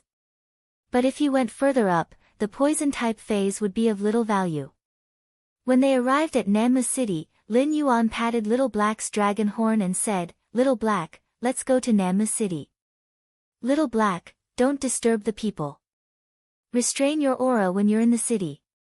Lin Yuan's action of touching the little black dragon's horn almost caused it to go limp and fall from the sky.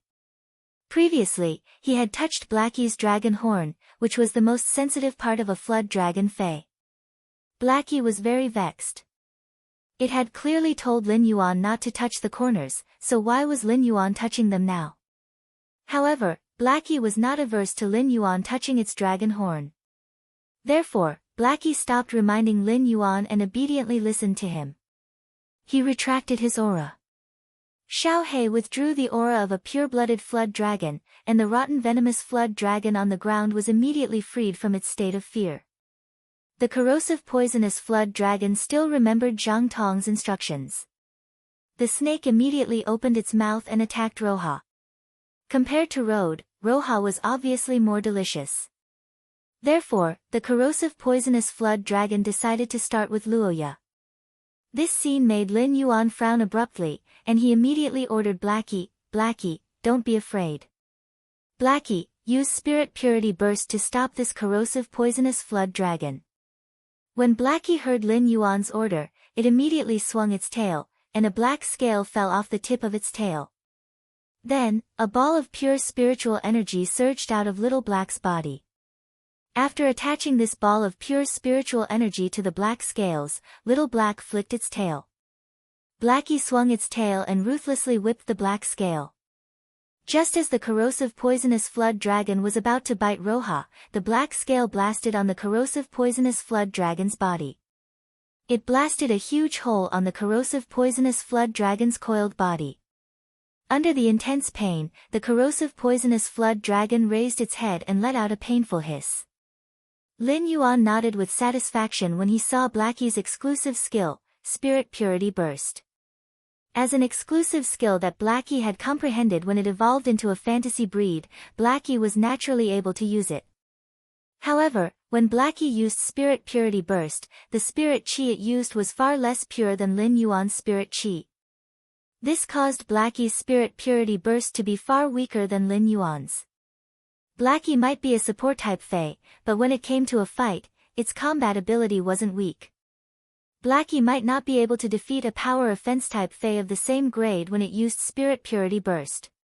However, it was still more than enough to defeat a power offense-type fae that was one grade weaker than it. While the corrosive poisonous flood dragon was hissing in pain, Roha pulled Road to the side to avoid being implicated by the struggling corrosive poisonous flood dragon. The black flood dragon suddenly launched an attack, causing Zhang Tong's expression to change drastically. Even Jian Li's gaze turned gloomy. Could the three individuals on the back of the Black Flood Dragon be enemies and not friends? Jianli couldn't remember when he had encountered these three individuals on the Black Flood Dragon's back. Jianli turned to look at Roha and noticed that she was staring at the white-clothed youth on the Black Flood Dragon's back with a burning gaze. Jianli immediately understood that this white-clothed youth and Roha knew each other. This explained why the white-clothed youth on the Black Flood Dragon's back would suddenly attack the corrosive poisonous Flood Dragon. While Jianli was pondering, the two Firmwood guards were afraid that the Black Flood Dragon would continue to attack and implicate Jianli. Therefore, without Jianli's permission, the two Firmwood guards each took 2 steps forward and arrived in front of Jianli.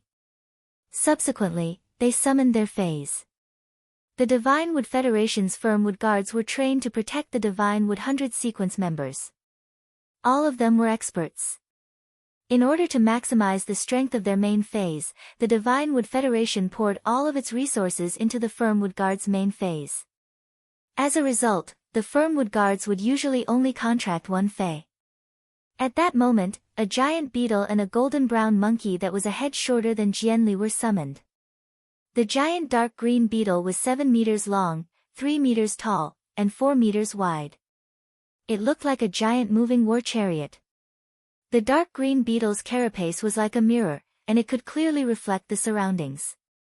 Just from the thick carapace and the giant beetle's clumsy movement, it could be seen that this beetle was extremely adept at defense.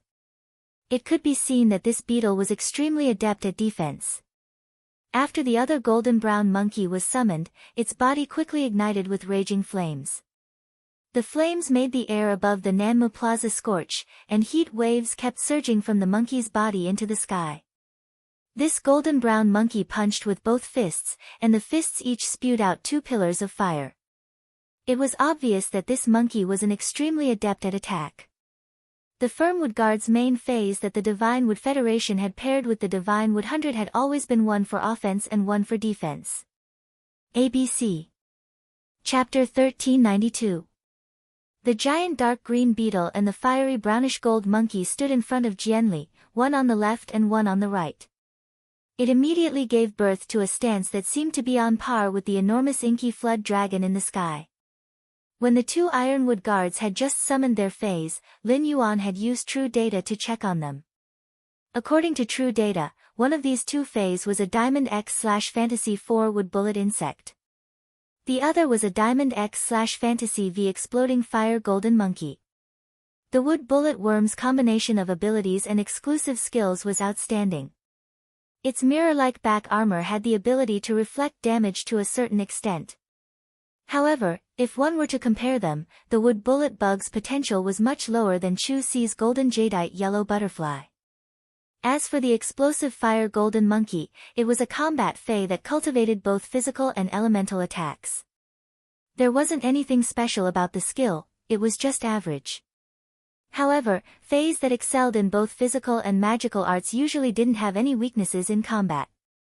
Be it the wood shield bullet insect or the explosive fire golden monkey, they were both considered pinnacle fantasy breed fays. The explosive fire golden monkey was only one step away from welcoming the world cleansing and becoming a myth breed.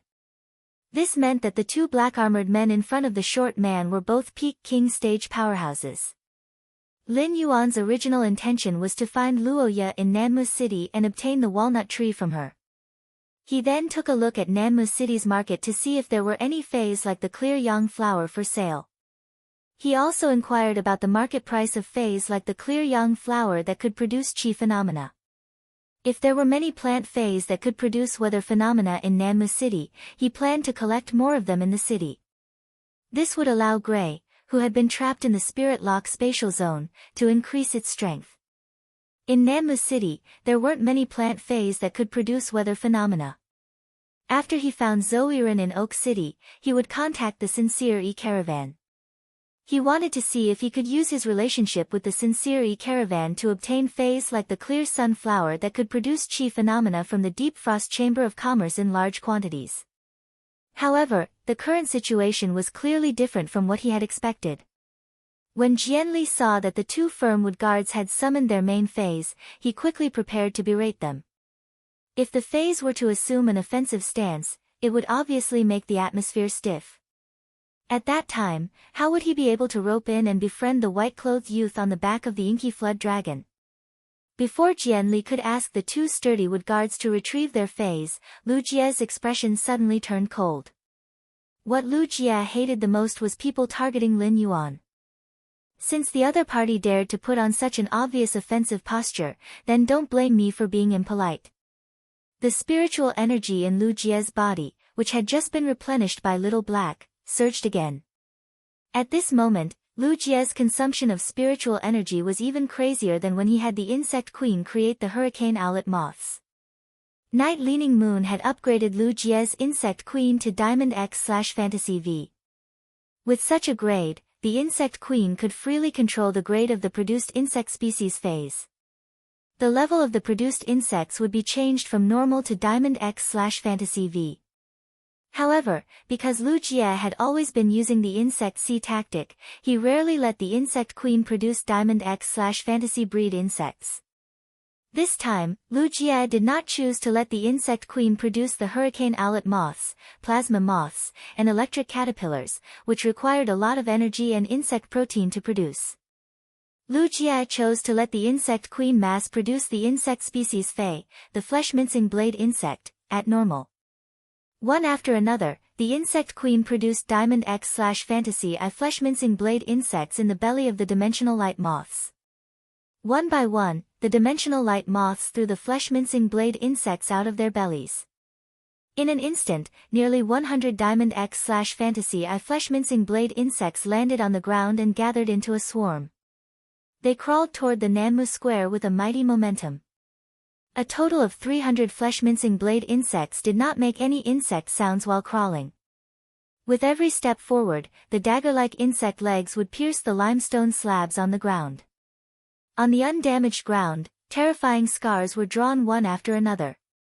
If it was a Diamond X/Fantasy I flesh-mincing blade insect, the two sturdy wood guards would not be afraid. After a simple battle, the two sturdy wood guards commanded their fays to kill the Diamond X/Fantasy I flesh-mincing blade insects. After all, the wood bullet insect was a Fantasy 4 Fey, while the explosive golden monkey was a Fantasy V. However, when the insects formed a swarm, things began to change. Over 300 Diamond/Fantasy breed insects were a terrifying combat power that Nanmu City had never seen before. Such a team of flesh-mincing blade insects was enough to turn Nanmu City into a living hell. Even Jianli, who had seen big scenes, could not help but gasp when he saw the swarm of Diamond/Fantasy breed insect species phase. After doing all this, Lu Jie looked at Lin Yuan. He asked Lin Yuan if he wanted the flesh-mincing blade insects to attack the wood bullet insect and the explosive golden monkey. Lin Yuan shook his head gently at Lu Jie.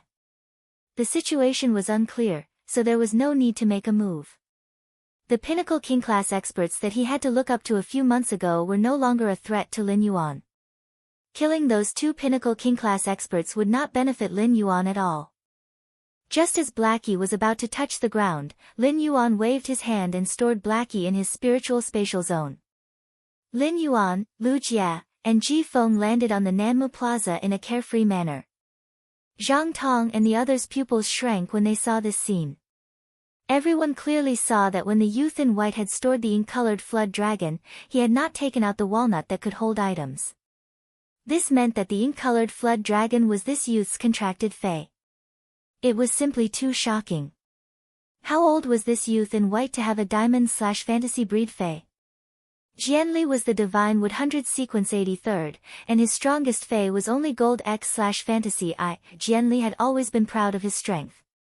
However, compared to this youth in white, his strength was not enough at all. Upon seeing Lin Yuan walking in his direction, Jianli hurriedly said to the two ironwood guards beside him, "What are you two doing? What are you two doing? Why did you summon a fey when a friend is here?" Jianli's voice was very loud, and it reached everyone's ears. It made Zhang Tong's heart skip a beat. He had gotten up early in the morning to set up this place for Jianli. In order to help Jianli vent his anger, he had even summoned the strongest corrosive serpent flood dragon. The corrosive serpent flood dragon had been seriously injured by the ink-colored flood dragon's attack just now. It was still rolling on the ground and hissing. However, facing the person who had injured the corrosive serpent flood dragon, Jianli put on a smiling face. He even affectionately called that person a friend.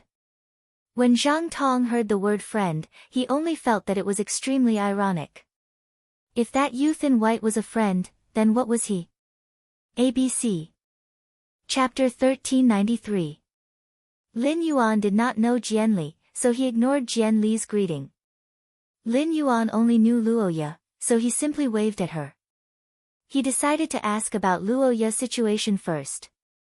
Upon seeing Lin Yuan waving at her, Luoya hurriedly pulled the bewildered Roger and ran toward him. Previously, Rhodes' face was full of fear, thinking that he would be buried in the snake's stomach because of Roya's expression. Who would have thought that an ink-colored giant flood dragon would appear in the sky and save him and Luoya? Rhodes suddenly had a guess in his mind. Among the 3 people on the back of the enormous inky flood dragon, could one of them be Luoya's boyfriend? If he had known this would happen, he wouldn't have forced Luoya to interact with Huang Yu and marry into the Huang family. Didn't they see that even Lord Jianli was expressing goodwill towards the 3 people on the back of the inky black flood dragon? Seeing the young man in white waving to Luoya, Rhodes was even more sure of his guess. Slowly, Rhodes stopped trembling and straightened his back. It was as though Rhodes' status in the Nanmu Plaza had become higher than Zhang Tong and Jianli, Lin Yuan asked as he looked at Luoya, who had run in front of him. Didn't we agree to meet here? What's going on here? Upon hearing his question, Luoya lowered her head in embarrassment. Luoya turned to look in Zhang Tong and Jianli's direction and discovered that Zhang Tong was looking at her threateningly. Roha's eyes flashed. He hurriedly turned around and said to Lin Yuan, "Don't worry. I didn't know that Zhang Tong was here to welcome Lord Jianli, so I decided to meet him here." Fortunately, there was no misunderstanding. After saying that, Luoya lowered her voice and explained softly to Lin Yuan. Zhang Tong is the young patriarch of a Class 3 Creation Master clan in Nanmu City. Lord Jianli is a Divine Wood 100 sequence member. At this time, Luoya's heart was full of grievances. Just because her gaze was wrong, she almost died in the mouth of the corrosive poisonous snake flood dragon. However, Luoya knew that their relationship was too shallow. If she had to clarify her relationship with Lin Yuan, it was when they were facing the Class 2 underground dimensional rift at the border of the Divine Wood Federation and the Iron Hammer Federation. He owed Lin Yuan his life. Thus, Luoya did not tell Lin Yuan about the specific situation. She only said that it was fortunate that no misunderstanding had occurred. If Lin Yuan had not been riding on the Black Flood Dragon, it would have been a different story. Based on the situation just now, he knew that something must have happened here. However, Lin Yuan did not care about this. Zhang Tong was the young family head of a Class 3 Creation Master clan, and he could do whatever he wanted in Nanmu City. However, Lin Yuan did not take it seriously at all. If he wanted a Class 3 Creation Master, he would need less than 2 days. Genius was able to nurture a Class 3 Creation Master's 100 questions beast. A Class 3 Creation Master was worthless to Lin Yuan. However, Jian Li's identity as a Divine Wood 100 sequence member piqued his interest. If Lin Yuan could use such an identity, he could quickly open the door to the Divine Wood Federation's upper-class society. At the same time, he learned first-hand information that only the upper echelons of the Divine Wood Federation could know. While Lin Yuan was interested in Jian Li's identity, Jian Li had already taken the lead and walked toward Lin Yuan. Upon seeing Jian Li walking toward the white-clothed youth, the 2 Atomwood guards beside Jian Li and Zhang Tong hurriedly followed Jian Li's footsteps and walked toward Lin Yuan together. When Luoya saw Jian Li and Zhang Tong walking towards her, she subconsciously shrank back in fear. Lin Yuan noticed Luoya's reaction. When he thought about the platinum corrosive venomous snake that wanted to devour Luoya, he roughly understood the current situation. Lu Jia had been paying attention to Lin Yuan's eyes and saw him looking at Jian Li with interest. Lu Jia immediately understood Lin Yuan's intentions. Coincidentally, the rotten venomous flood dragon was struggling on the ground. In order to stop the bleeding from the large hole in its body, it quickly grew new flesh. The corrosive venomous flood dragon used its tail to bind the wound and continuously tightened its grip on the wound. This caused the corrosive venomous flood dragon to hiss in pain.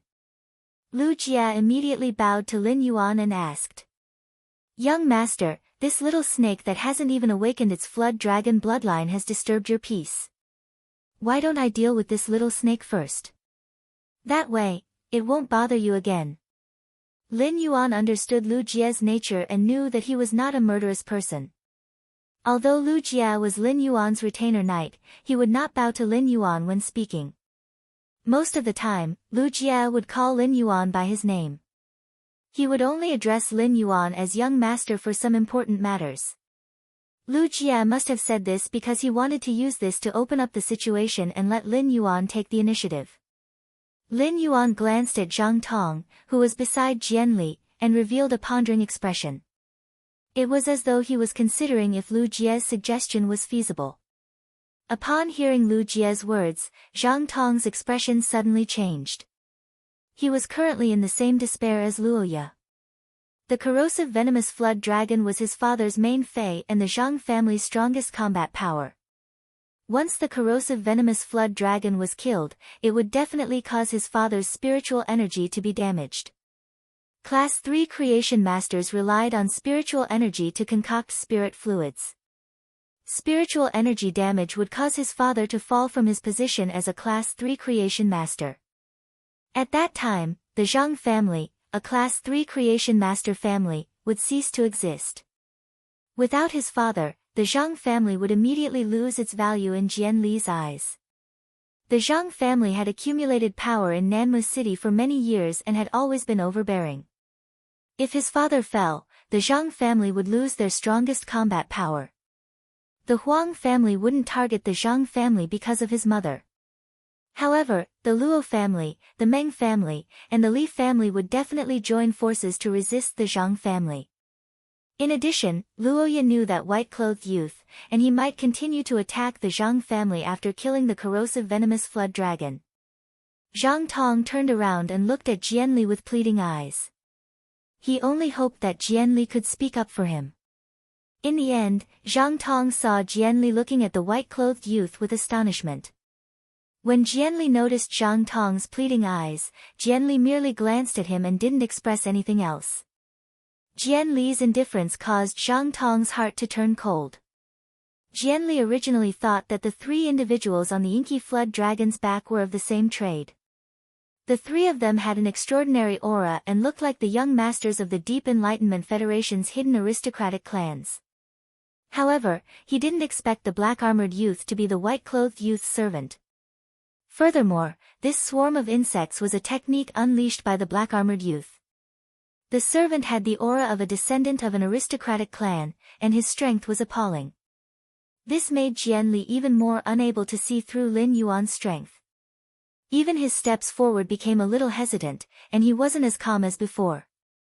After Zhang Tong confirmed that Jian Li didn't have any intention to help him, he gritted his teeth and took 2 steps forward. He then knelt on one knee and said, "Brother Lin, I'm sorry." ABC. Chapter 1394.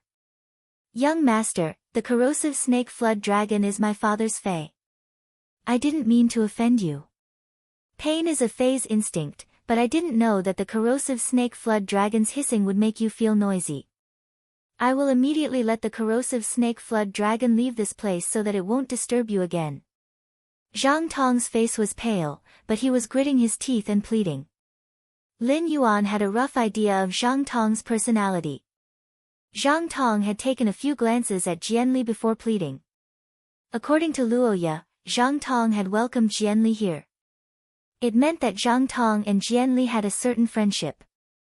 As a Divine Wood 100 sequence member, Jian Li's status was much higher than Zhang Tong, who was from a Class 3 Creation Master clan. But when Zhang Tong was pleading, Jian Li didn't speak up for him. It seemed like Jian Li was exceptionally cold. Just as Zhang Tong thought that Lin Yuan wouldn't agree and the insect swarm was about to move, Zhang Tong heard a clear and pleasant voice ring out in his ears. Since you said it, pain is a fei's instinct. What is there to blame for a fei's instincts? Zhang Tong was startled by Lin Yuan's words. Zhang Tong gently raised his head and unexpectedly met Lin Yuan's gaze. The youth's pure black eyes were as deep as the starry sky, and Zhang Tong felt as though he was staring into an unfathomable abyss. Jianli revealed a surprised expression when he heard that Lin Yuan had spared the corrosive snake flood dragon. Jianli took a step forward and said, "Zhang Tong, why aren't you thanking this young master again? If this young master releases the corrosive snake flood dragon, your Zhang family will have to thank this young master. Why don't you hold a thank you banquet for this young master in your Zhang family's auditorium tonight?" Jian Li's words made it seem as if he was trying to find a way out of this embarrassing situation for Zhang Tong. It wasn't that Jian Li didn't want to help Zhang Tong, but he didn't have time to plead. In fact, it was because the bugs present made Jian Li very uncomfortable. Just now, two of his firmwood guards had summoned their fays and were in an obvious attacking stance towards that black flood dragon. These insects had been summoned because of the previous confrontation. If Jian Li were to open his mouth to rope Lin Yuan in, he was really afraid that Lin Yuan would reject him. In that case, there would be no room for change. The Jian family was a big family in the Divine Wood Federation, and the people of the Divine Wood Federation were open-minded. There were more than 20 direct descendants of the Jian family. Among them, there were 3 who made it to the Divine Wood 100 sequence. Jian Li was the youngest, and his ranking in the Divine Wood 100 sequence was the lowest. However, Jian Li had always wanted to fight against his 2 brothers. It was just that he had never found a suitable opportunity. Now, Jian Li regarded Lin Yuan as an opportunity that he might seize. In the great aristocratic families, even though everyone around them was related by blood, they were all cold. The only way was to climb up to the highest position. Only then could they enjoy power and splendor. This principle had been deeply engraved in Jian Li's bones ever since he was sensible. Seeing that Zhang Tong didn't respond immediately, Jian Li raised his leg and kicked Zhang Tong's calf. Only then did Zhang Tong come back to his senses from that pair of deep black eyes. Zhang Tong said hurriedly, "In order to express my gratitude to young lord, I would like to host a banquet in the family hall tonight to welcome young lord's arrival in Nanma City. It's also a good opportunity to welcome Lord Jian Li, who has also come from afar. I wonder if young lord has time." Lu Jie's behavior and Lin Yuan's approach just now were to let Zhang Tong or Jian Li build a suitable social occasion. Lin Yuan had just arrived in the Divine Wood Federation, and the help Luoya could give him was too little. This kind of grand social occasion was what Lin Yuan needed. "I will stay in Nanmu City for a day and leave before noon tomorrow. I will naturally be free at night." Zhang Tong turned to Luoya and Rode and said, "Little Ye knows you, young lord. Little sister Ye knows you, young master. Little sister Ye knows where it is. I will have to trouble little Ye to bring young lord there." Luoya and Rode held their breaths when they heard that. They didn't expect that they would be personally invited to such an occasion by Zhang Tong. This was completely on account of Lin Yuan's face. Moreover, Zhang Tong's address of little Ye made Rode know that after today's incident, the Zhang family would also become a trusted aid of the Luo family. If the Zhang clan took in the Luo clan as their trusted aides, they would be able to develop well in Nanmu City like the Huang clan. Rode and Luoya immediately accepted Zhang Tong's invitation with joy. When Rode and Luoya led Lin Yuan, Lu Jia, and Ji Feng away from Nanmu Plaza to the Huang family, Zhang Tong stood up from the ground. When Zhang Tong stood up again, the way he looked at Jian Li had completely changed. Although Zhang Tong's eyes were still filled with enthusiasm for Jian Li, there was no longer any sincerity. Zhang Tong's decision to abandon the Zhang family without hesitation made Zhang Tong's heart turn cold. He knew that even if the Zhang family tried to curry favor with the Jian family, it would be like asking a tiger for its skin. They wouldn't be able to get any protection and might be abandoned at any time. Since the white-clothed youth was attending the banquet with the Zhang family tonight, could he get rid of Jian Li and cooperate with the white-clothed youth? The white-clothed youth came from the Deep Enlightenment Federation and was dressed so luxuriously. He must have a lot of resources in the Chamber of Commerce. As long as a large chamber of commerce established a branch in Nanmu City, the city's economy would develop rapidly in a short period of time. Of course, this was just Zhang Tong's wishful thinking. Nanmu City's geographical location determined that the Chamber of Commerce couldn't establish a branch in the city. However, if the Zhang family could work for the white-clothed youth in the future, the Zhang family might be able to develop better than having a Chamber of Commerce establish a branch in Nanmu City. Everyone present had their own thoughts. Zhang Tong had originally planned to personally bring Jianli back to the Zhang family to rest. However, Zhang Tong was already disappointed with Jianli, so he found an excuse to clean up the mess at Nanmu Plaza. He let the injured corrosive venomous snake flood dragon bring Jianli and 2 Atomwood guards to the Zhang family on the blade feather eagle sparrow. After Jianli and the 2 Atomwood guards left, Zhang Tong heaved a sigh of relief and immediately saw the ashen-faced Huang Yu. Zhang Tong walked forward with an angry expression and stood beside Huang Yu without saying a word. When Huang Yu saw that everyone had left, she gritted her teeth and said angrily to Zhang Tong, "Cousin, could Luoya and that person already be together?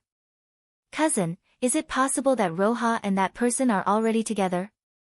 On the way here, Luoya kept making calls on her cell phone. It is likely that she was calling that person. "I want to go home now and ask my father to ask Uncle Luo.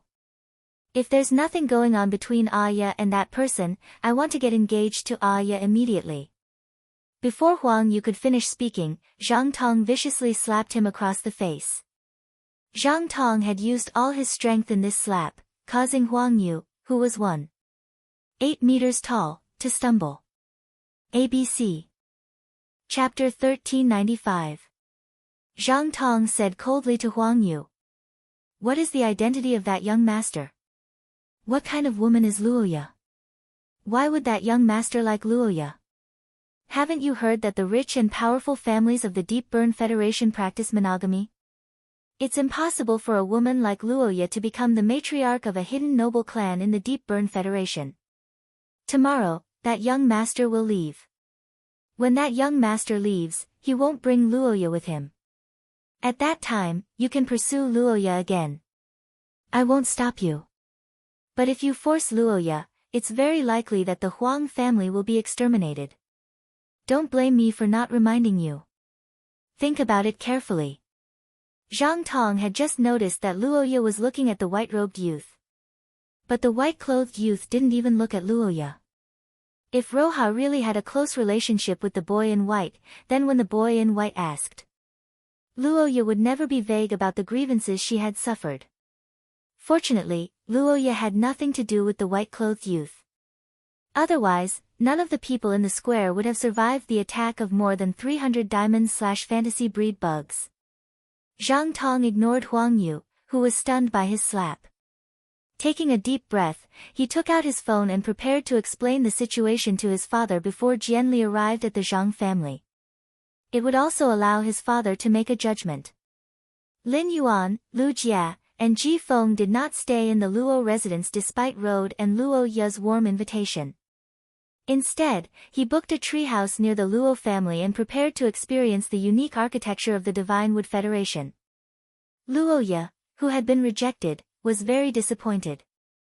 However, Luoya, who had been outside for many years, understood the ways of the world. She knew that it was impossible for her to be with Lin Yuan. Luoya forced herself to bury this feeling deep in her heart and decided to deepen their relationship in other aspects. Luoya changed the topic and said, Lin Yuan, stay in this treehouse first and then come to my house to have a simple meal. I'll give you the walnut tree that you need. Road knew that Luoya was going to give the storage walnut tree to Lin Yuan, so he quickly slapped his thigh and said, Our Luo clan has the most walnut trees among the 4 two-star clans, except for those seedlings that I've transplanted and whose survival is uncertain. There are a total of 26 walnut trees that can produce walnuts. If you want, I can give all of these walnut trees to you. Road calculated in his heart, thinking that someone like Lin Yuan would definitely not take the Luo family's walnut tree for free. Road also didn't think that it was possible for his daughter, Roya, to be with Lin Yuan. However, Through Luoya and Lin Yuan's relationship, it was still possible to climb up the tree that was Lin Yuan. Lin Yuan's main purpose in going to the Divine Wood Federation this time was to obtain the storage walnut tree. This was to ensure that he could freely travel between the Radiance Federation and the Divine Wood Federation.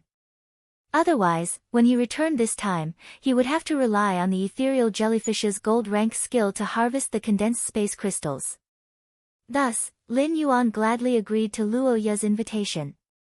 He was going to head to the Luo family's residence to take a look and see if the object-storing walnut tree was easy to nurture and how long it would take to produce a batch of object-storing walnuts. After successfully settling down in the treehouse, Lin Yuan and Lu Jie set off for the Luo family's residence. Ji Feng stayed in the treehouse and released his two fays, the Karma Sword Orchid and the Command Water Lotus. He also let the humanoid Karma Sword Orchid and the Command Water Lotus stay in Nanmu City to investigate the situation. One was to head to Oak City and investigate it in advance. Ji Feng took over Lu Jie's position as scout. On the one hand, he used the Karma Sword Orchid and the Command Water Lotus to investigate. On the other hand, he perfected the topographic maps of Nanmu City and Oak City.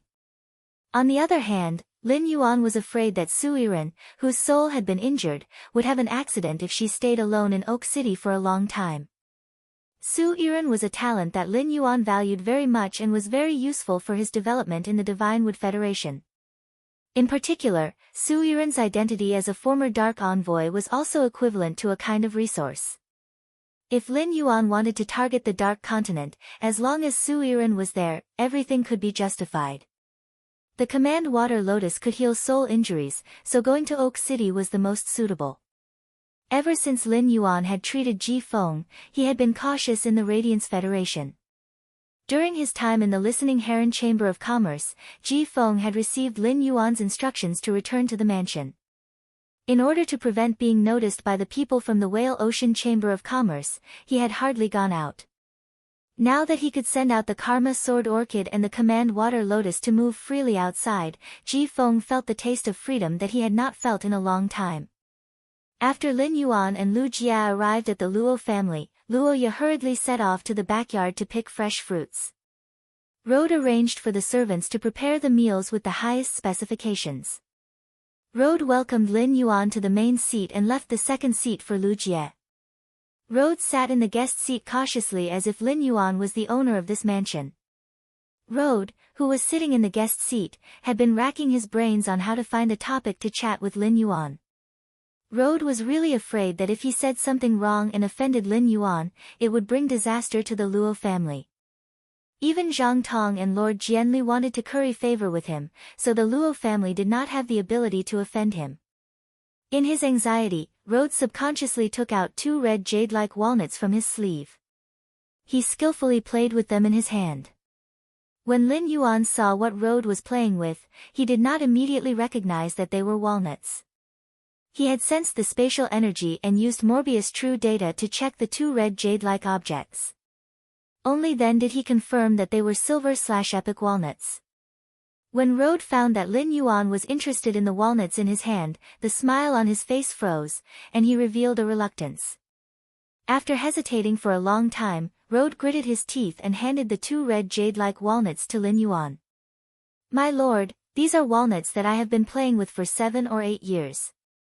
They are at silver/epic. Look at this pair of walnuts. They have a big belly, high navel, and smooth texture. They are a great match. If you like them, I might as well give them to you." Upon hearing that, Lin Yuan immediately understood what was going on. It turned out that Road had the habit of playing walnuts. Lin Yuan had seen normal silver walnuts before, and they were brownish-yellow in color and not very eye-catching. The reason why the walnuts in Road's hand were red jade-like should be because he had been playing with them for 7 years. In his previous life, Lin Yuan had seen many old men holding a pair of matched walnuts in their hands and playing with them. However, in this life in the Radiance Federation, Lin Yuan had never found a group of people with such a hobby. ABC Chapter 1396. Judging from how Road treated the pair of walnuts as if they were his treasures, it seemed like they were Road's treasures. Lin Yuan had always thought that the walnuts were storage tools for the Divine Wood Federation's spirit chi professionals. Now, it seemed that the walnuts had other additional values. If it was only used as a storage tool, naturally, the higher the grade of the walnut, the stronger its storage ability. After listening to Luo Ye's introduction of the walnuts along the way, Lin Yuan found that they really had an advantage compared to the Fey storage box. When the walnut's quality was promoted to legend, it would automatically divide into many core rooms, and each core room could store a living Fey. This ability to automatically divide space was not available in the Fey storage box produced by Ostrich Logistics. Of course, this characteristic of the walnut also made it necessary to do Fey trading in the Divine Wood Federation. There had to be a legend walnut. This made it necessary to have a very high threshold to do Fey trading in the Divine Wood Federation. Only major factions could do it. The higher the grade of the Fey, the easier it was to reach legend. A diamond/legend walnut tree required a Class 3 creation master to carefully nurture it for a long time. Moreover, the walnut could only be used a limited number of times. Each time it was accessed, it would consume the storage energy in the walnut. This made the walnut a consumable even if it reached diamond/legend. Lin Yuan had no interest in the walnut that Road was going to give him. In the end, playing with the walnut was to let the skin and the walnut come into full contact. The walnut absorbed the grease from the player's hand and changed its appearance. Lin Yuan did not want to use his palm to feel something that had been soaked in the man's sweat for 7 years. Even if the appearance of this pair of walnuts was not bad. A Class 2 creation master would not be able to nurture a silver/epic object holding walnut. To nurture a silver/epic walnut, one would need at least a low-rank Class 4 creation master. There were no low-rank Class 4 creation masters in Nanma City. This meant that this pair of silver/epic walnuts must have been bought by Road at a high price. Lin Yuan thought about the pursuit of walnuts by those antique enthusiasts in his previous life. Lin Yuan roughly speculated that the price of the walnuts should be the lower the grade and the higher the quality, the more expensive it would be. Perhaps the low-level, high-quality walnut itself was a luxury in the Divine Wood Federation. Lin Yuan intended to ask Road about this conjecture. If that was the case, it would be the same as Lin Yuan finding a way to make money. I have my own pet. Since you've been playing with this pair of walnuts for 7 years, it's enough to show your love for this pair of walnuts. I never do things that take away other people's love. The base of your object storing walnuts is silver/epic. I wonder how much a pair of silver/epic object storing walnuts are worth. Upon hearing Lin Yuan's words, Road revealed a surprised expression. Walnuts were very popular in the Divine Wood Federation. Patriarchs and direct descendants of clans with a bit of status would definitely get a pair of walnut plates to play with. Speaking of the silver/epic quality walnut, he still felt his heart ache at the thought of it. For the sake of this pair of walnuts, Road basically used half of the Luo family's resources as a bargaining chip. In the end, he snatched the pair of silver/epic walnuts from the hands of the Meng family head. Because of this, the Luo family and the Meng family became enemies.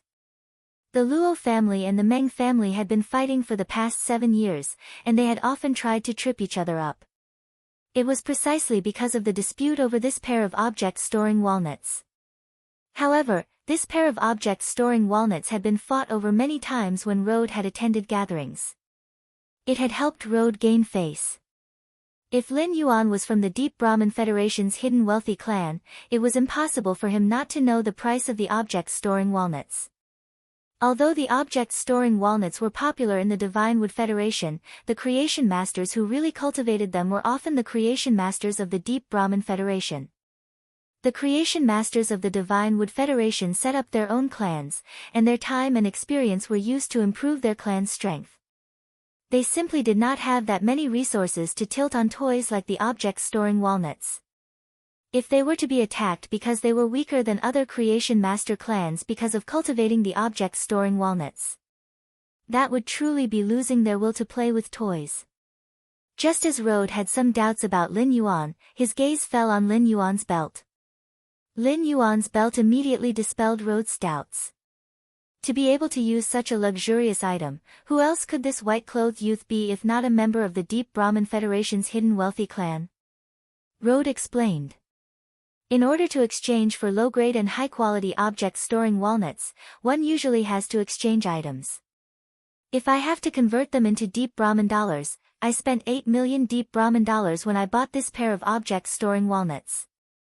Upon hearing Rode's price, Lin Yuan secretly clicked his tongue. The price of the objects storing walnuts was really high. The purchasing power of the Deep Brahmin dollars and Radiance dollars was basically equal. 8 million Radiance dollars could buy a relatively ordinary silver/epic Fey in the Radiance Federation. On the way from the Nanmu Square to the Luo family's residence, Lin Yuan had paid special attention to the Divine Wood Federation's prices. In terms of other items, the Divine Wood Federation and the Radiance Federation's prices were basically the same. However, there was such a huge difference in the purchasing power of the objects storing walnuts. On the one hand, the objects storing walnuts were indeed too popular in the Divine Wood Federation. On the other hand, it showed that the Divine Wood Federation's high-class creation masters were indeed in short supply. Lin Yuan thought to himself. Can I empty the entire Divine Wood Federation's resources with just low-grade and high-quality objects storing walnuts? Not to mention the bronze/epic objects storing walnuts, even if Lin Yuan wanted to take out the bronze/legend objects storing walnuts, it would be a piece of cake. However, in the Divine Wood Federation, Lin Yuan would not take out the bronze/legend objects storing walnuts. The bronze/legend objects storing walnuts were equivalent to telling the people of the Agawan continent. This world had the existence of the bronze/legend objects storing walnut tree.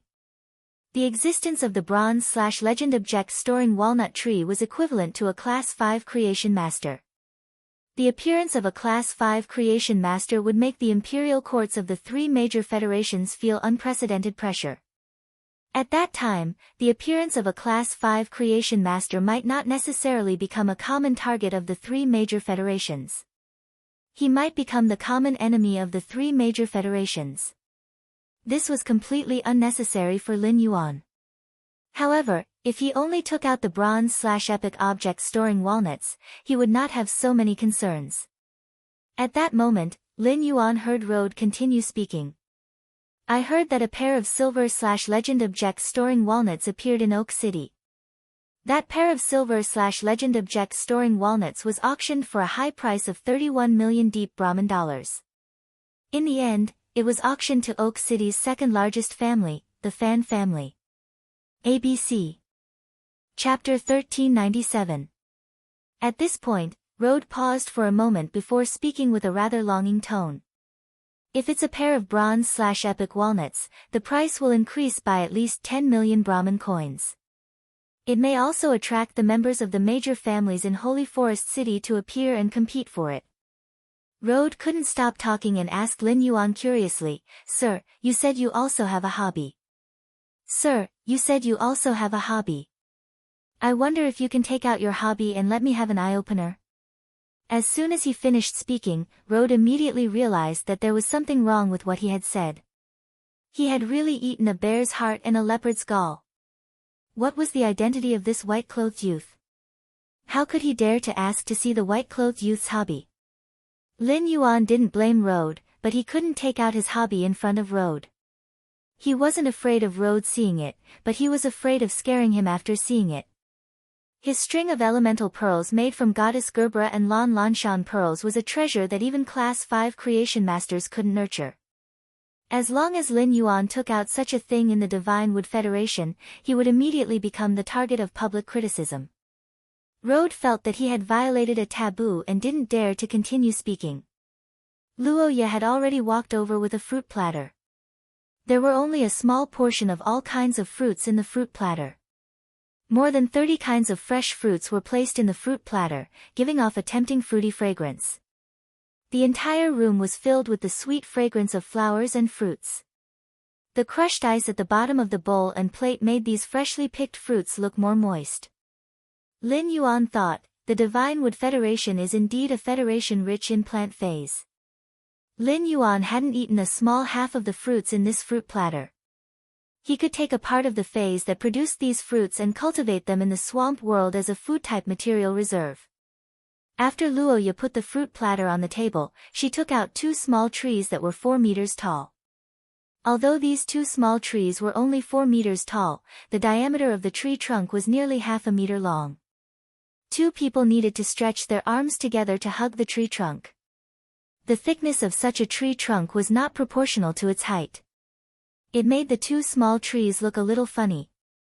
However, Lin Yuan knew that after the height of a tree reached a certain level, there would be no obvious change. The thickness of the trunk had a lot to do with the age of the tree. With a diameter of nearly half a meter, it meant that these 2 walnut trees might really be 300 years old, just as Rhodes said. Lin Yuan didn't stand on ceremony and accepted the 2 walnut trees that Luoya had given him. During the meal, Lin Yuan deliberately asked Luoya if she had a fei like the clear yang flower that could produce qi phenomena. What surprised Lin Yuan was that the Luo family didn't have such a fei.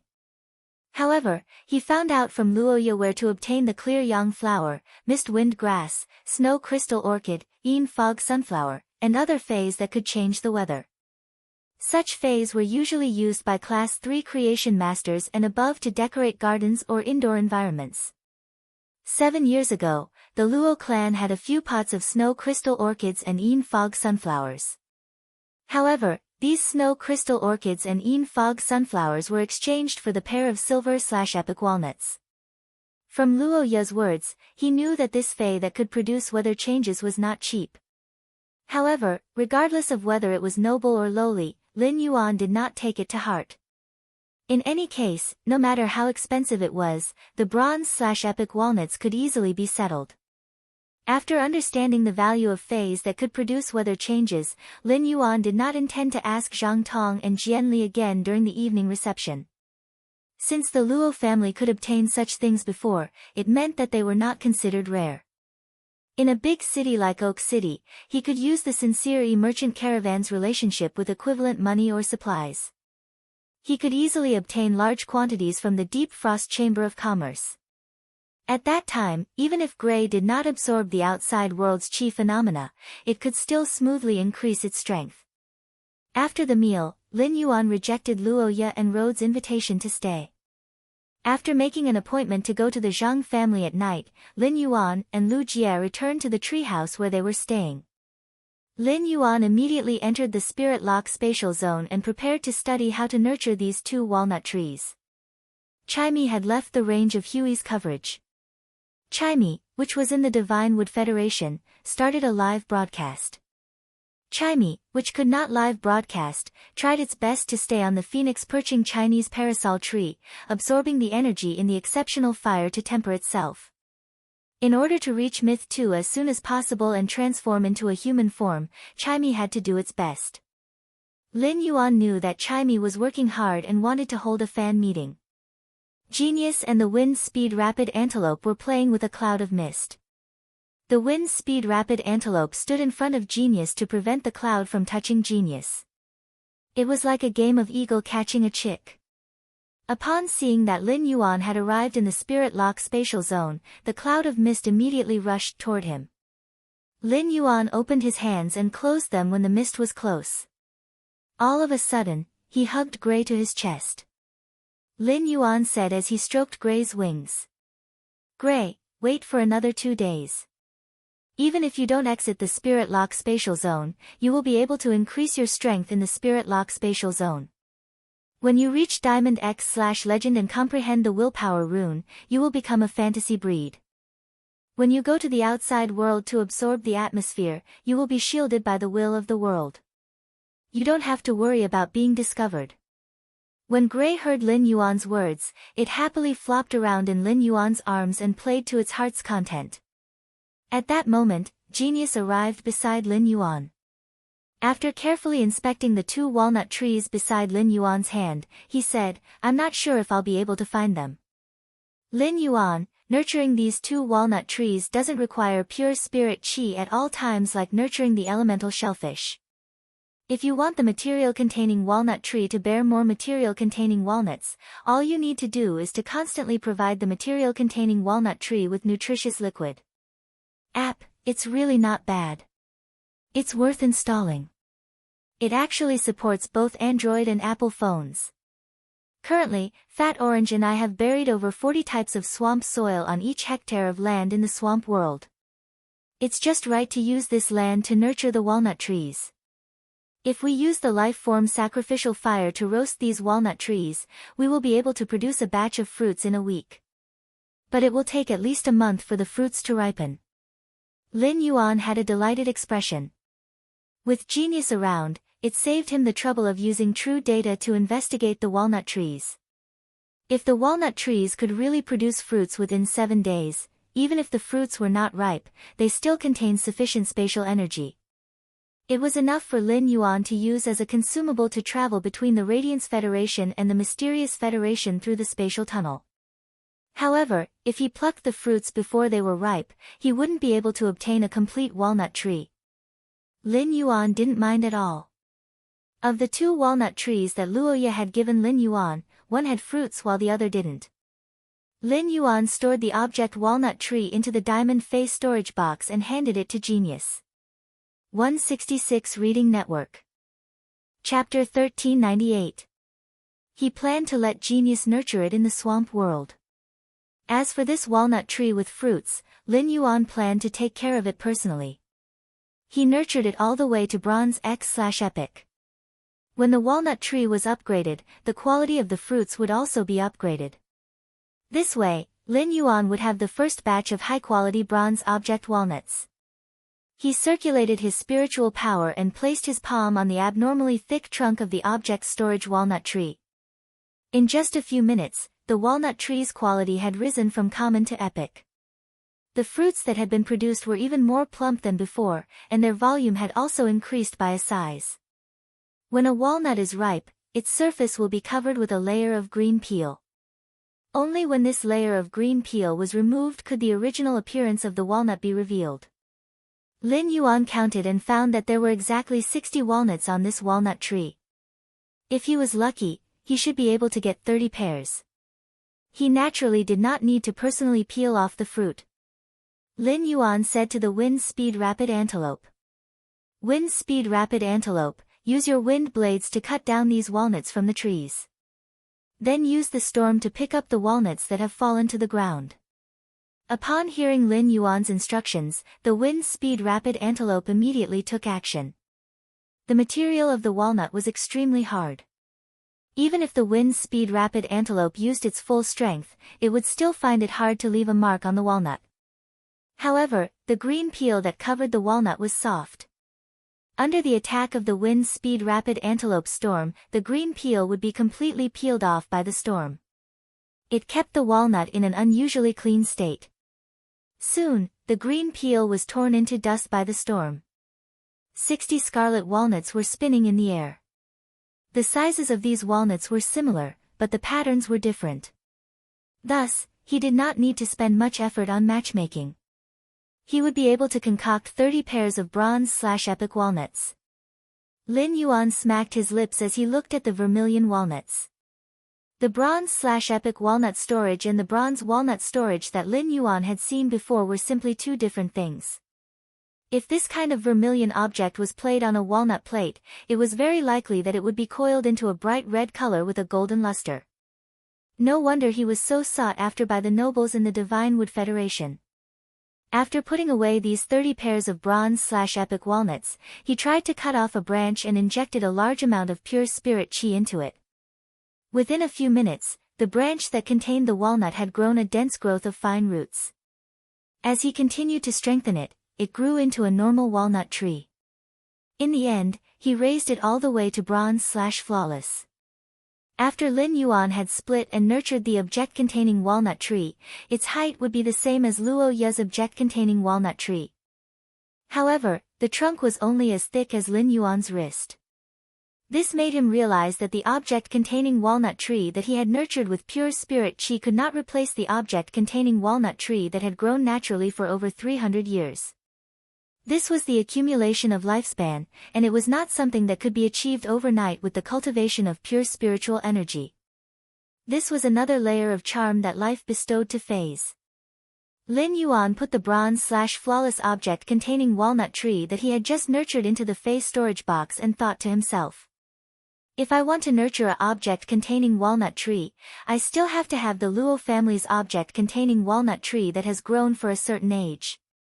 He looked at the time and found that there was only half an hour left before the appointed time. He hurriedly left the spirit lock spatial zone. He found that Lu Jia and Ji Feng had both taken off their black armor and black robes. They had changed into a set of gorgeous clothes suitable for attending banquets. Since they were attending a banquet, wearing gorgeous clothes was the most basic banquet etiquette. Wearing gorgeous clothes had nothing to do with whether the banquet was important or not. It was just a manifestation of personal cultivation. This was what Lin Yuan and Lu Jia had learned when chatting with the Sincere E-Caravan. It was the common local customs of the Divine Wood Federation or the entire Agon continent. At that moment, Lu Jia was wearing a purple ceremonial robe with an embroidered copper cauldron embellished with hundreds of insect beast totems. Ji Feng was wearing a dark blue ceremonial robe embroidered with waves patterns and WYRMS leaping in the waves patterns. Since Lu Jia and Ji Feng had chosen dark colors, Lin Yuan took out the clothes that when you had known he was coming to the Divine Wood Federation. They were specially designed according to the Divine Wood Federation's aesthetic standards. This luxurious robe was the same as the spirit chi clothing that Lin Yuan had worn before, which was white. However, all the edges of this ceremonial robe that needed to be sewn with silk threads were added with a circle of black tiger fur on the neck of the diamond/fantasy breed dark-eyed scorpion tiger. The white was elegant, and the black was grand. The black tiger fur and the white brocade collided, giving this luxurious robe an indescribable noble aura.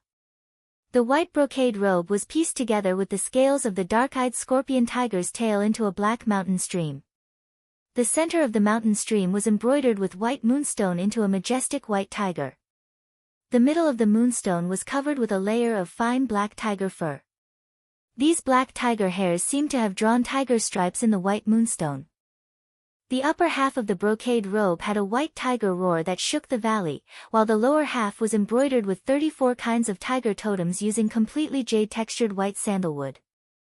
These embroideries using completely jade-textured white sandalwood on the white brocade were extremely inconspicuous and difficult to be seen at a glance. However, Lin Yuan's moon-white boots were also inlaid with 2 pearls polished with nightmare gold. Nightmare spirit gold was an extremely expensive consumable type of spirit material. It would slowly release spirit energy into the surroundings. The spirit chi released by the nightmare spirit stone was enough to make the lower half of the brocade robe completely jade-textured, and the 34 kinds of tiger totems embroidered with white sandalwood emitted a jade-textured glow.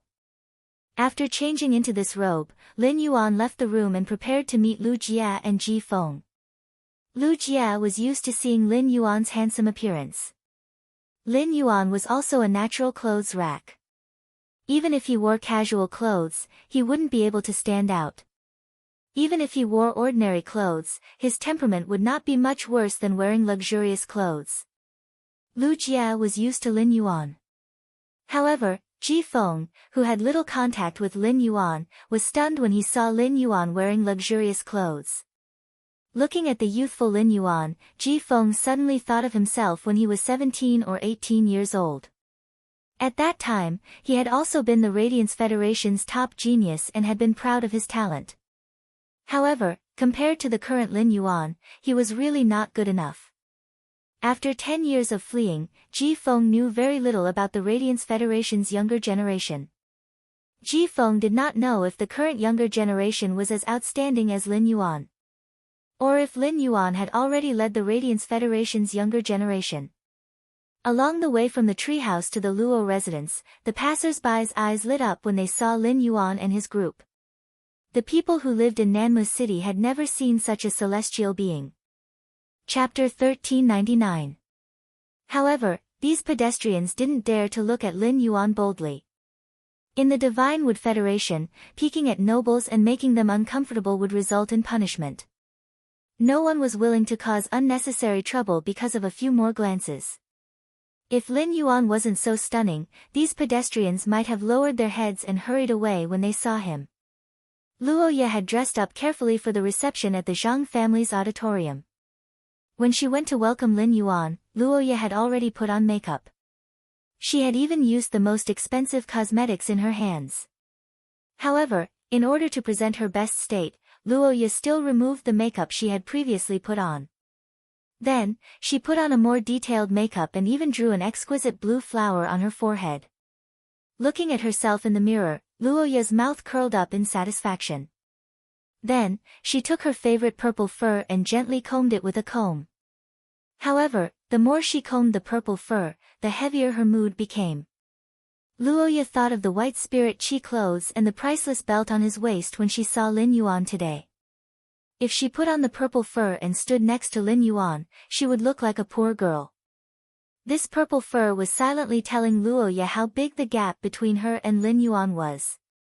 Fortunately, after Luoya recognized the reality, her thoughts changed slightly. She was no longer thinking about how to like Lin Yuan, but how to ride on Lin Yuan's chariot forever. Given Lin Yuan's identity and strength, he had the absolute right to speak in Nanmu City.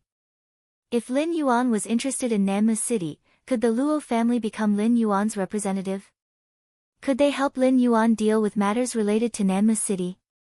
This way, she could at least use this opportunity to keep in touch with Lin Yuan. Before Luoya could put on the purple fur, she heard Road's voice coming from the door. "Little Ya, Lord Lin Yuan is here. Hurry up and pack up." Luoya could clearly hear the shock in Road's tone. Luoya didn't care so much and ran out with the purple fur. As soon as she saw Lin Yuan, Luoya couldn't move her eyes away from him. He was an elegant young master in a snow-white coat and black fur coat. He had an elegant appearance and a calm expression, showing the demeanor of a noble. This made Luoya subconsciously hide her favorite purple fur behind her. When Lin Yuan saw Luoya's reaction, he stepped forward and shook his hand. A light purple fur coat appeared in Lin Yuan's hands. Lin Yuan said as he handed the light purple fur coat to Luoya. "This fur coat came from a diamond purple plum jumping deer. This fur coat is enough for you to make a cloak before the banquet. Take it as a thank you gift for the 2 walnut trees you gave me." When Luoya heard his words, she suddenly felt a little sour in her heart. He had only given Lin Yuan 2 bronze/normal object containing walnut trees. However, Lin Yuan had returned the diamond fey fur coat to her as a gift. This meant that Lin Yuan did not want to have anything to do with him. In the end, Luoya reached out her hand and took the lavender fur coat from Lin Yuan with slightly red eyes. "Thank you. I've wanted to give you those 2 walnut trees for a long time. You saved my life before. No matter what, I owe you a favor." While Luoya was feeling increasingly bitter, Road was beaming with joy. 2 bronze normal quality walnut trees were exchanged for a diamond fur coat. This was a great deal. From this point alone, Road could tell that Lin Yuan was a very generous person. Or it could be said that a diamond fur coat was nothing to him. He was wondering if there was anything else he could give to Lin Yuan. While exchanging for some precious resources from Lin Yuan said, "You're right. You said that the Luo family has a total of 26 walnut trees. Are these walnut trees more than 300 years old? If these walnut trees are more than 300 years old, I want to trade this one for the 26 walnut trees of your Luo family." After saying that, he took out the bronze X/flawless walnut tree that he had just nurtured in the Spirit Lock spatial zone from the diamond face storage box. When he saw that Lin Yuan had taken out a walnut tree with such a thin trunk, he was shocked. Road was a little disappointed. A walnut tree with such a thin trunk was less than 5 years old. A walnut tree that was less than 5 years old could not bear walnuts. What was the use of holding such a walnut tree in his hand? But when Road took a closer look at the walnut tree in Lin Yuan's hand, which was only as thick as a wrist, Road could not help but take a deep breath. Then, his face revealed an ecstatic expression. "Lord Lin Yuan, are you sure you want to use this bronze/flawless walnut tree to exchange for our Luo family's 26 walnut trees? A bronze/flawless walnut tree would definitely bear bronze/flawless walnut trees. A bronze/flawless walnut tree could only be nurtured by a Class 3 creation master. Lin Yuan was using something of this level to exchange for his family's walnut tree. He had picked up a big bargain. This bronze/flawless walnut tree that was as thick as a wrist would become the Luo family's real money tree after a few years of nurturing. Although bronze/flawless walnuts were not as expensive as silver/epic walnuts, it would not be difficult for them to be auctioned for 3 million deep Brahmin coins.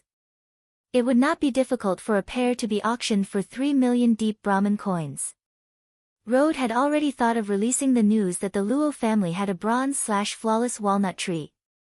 In Nammu City and the surrounding cities, there would be many people breaking their heads to order a pair of bronze/flawless walnuts from him. Road immediately went to the backyard and uprooted all 26 walnut trees. Looking at the 26 walnut trees that Road had given him, Lin Yuan found that 8 of them bore fruit. Therefore, Lin Yuan left the 8 object walnut trees that bore fruits behind. He then placed the remaining 18 walnut trees in the Spirit Lock spatial zone and asked Genius to bring them to the swamp world to be planted. As for these 8 walnut trees that bore fruit, Lin Yuan planned to nurture them to epic quality first. He would then give them to Genius to bring to the swamp world to nurture. The bronze/epic walnut tree that Lin Yuan had just enhanced had borne 60 walnuts for him. Including the walnuts produced by these 8 walnut trees, Lin Yuan should have 540 bronze/epic walnuts in his hand. That was 270 pairs. The rarer something was, the greater its value. Every pair of bronze/epic walnuts had a sky-high price in the Divine Wood Federation. 270 pairs of walnuts were enough for Lin Yuan to use for a long time. End of this chapter. Chapter 1400. In less than half an hour, Luoya had changed into a fur cloak and boots made from the Luo family's tailor's diamond purple plum jumping deer fur. After changing into clothes made from diamond fei fur, Luoya looked much better than before. After all, the fur of the diamond purple plum jumping deer was comparable to the white fur coat that Jianli was wearing. It might even be better than Jianli's fur coat. Under Luoya and Road's lead, Lin Yuan did not ride Blackie.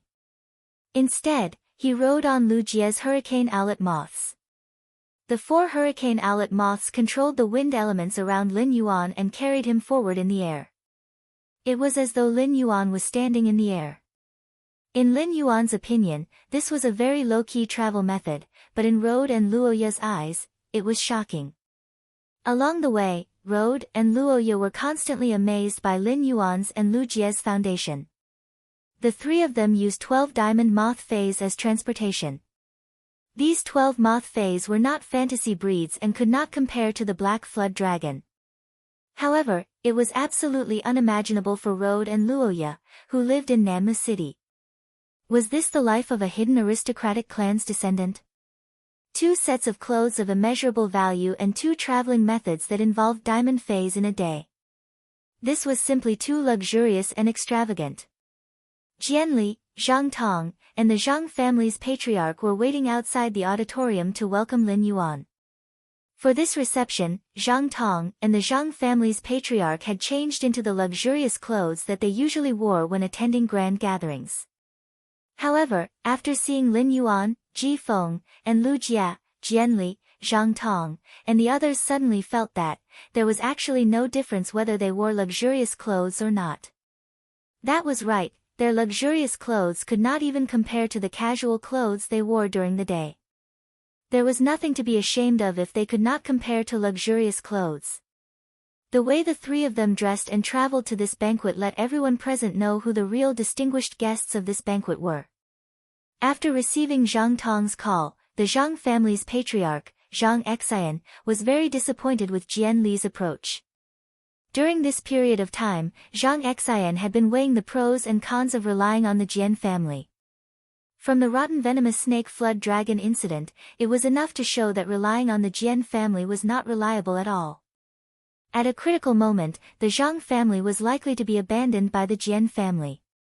The reason why the Zhang family relied on the Jian family was to seek development.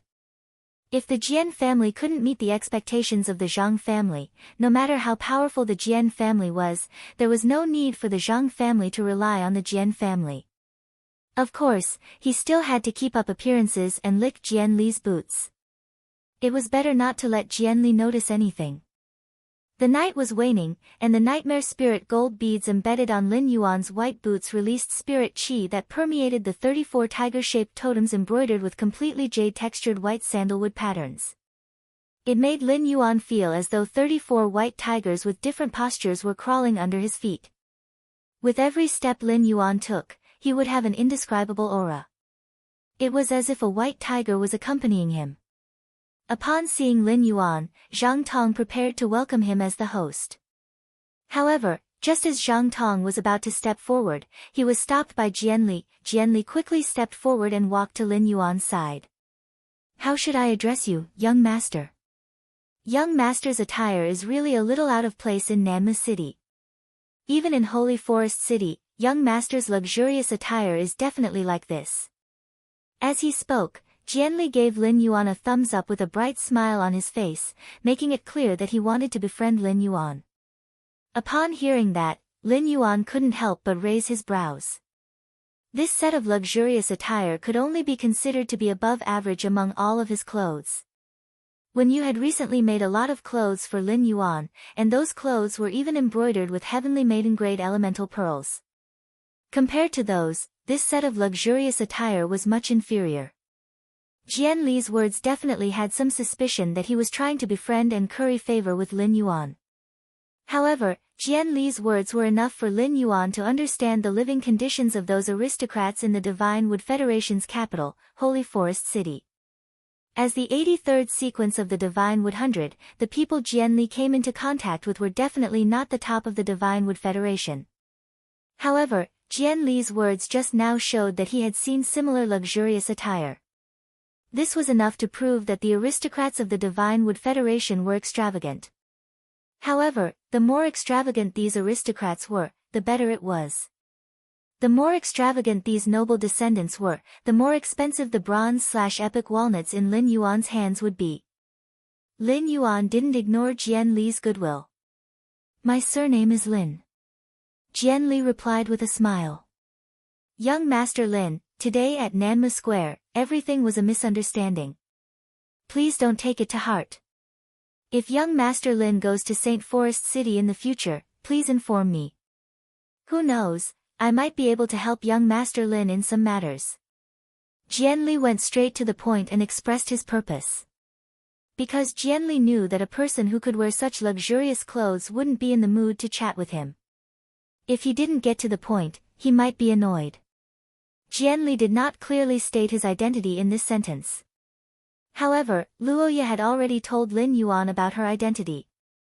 Jian Li's seemingly friendly words indicated what he could do for Lin Yuan if they were friends. This way of communication was very popular among the nobles of the Divine Wood Federation. Lin Yuan was originally thinking about how to get in touch with Jian Li at the banquet. Now, he hadn't done anything, and Jian Li had taken the initiative to make friends with him. "I'll go to St. Forest City in the future. If there's anything, I naturally won't be polite and will trouble young Master Jian." Upon hearing Lin Yuan's response, Jian Li hurriedly turned sideways and said, "The Zhang family's banquet is well organized. I deliberately asked the Zhang family to add a few dishes. Young Master Lin, take a look and see if they suit your taste." While turning sideways, Jian Li's gaze landed on Luoya. With just one glance, Jian Li could see how extraordinary the purple fur cloak on Luoya was.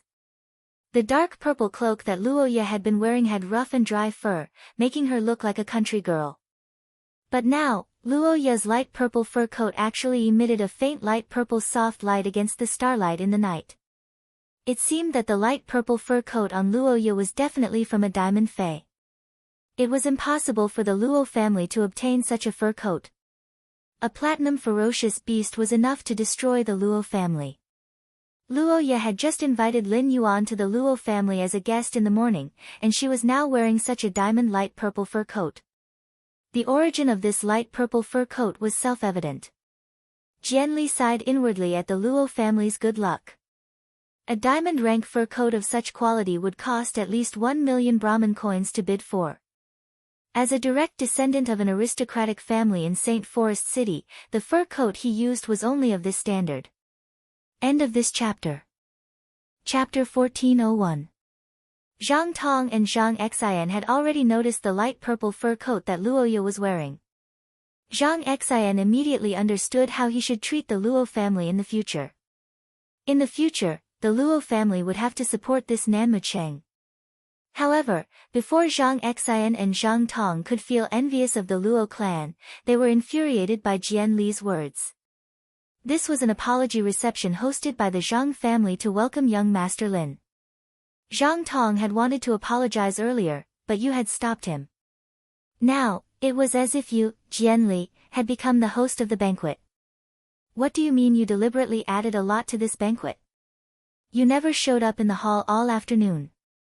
This cocktail party that the Zhang family had arranged with real money had instead become a wedding dress for Jian Li. This caused Zhang Tong and Zhang Xian to feel even more indignant. However, neither of them had the guts to show their dissatisfaction to Jian Li.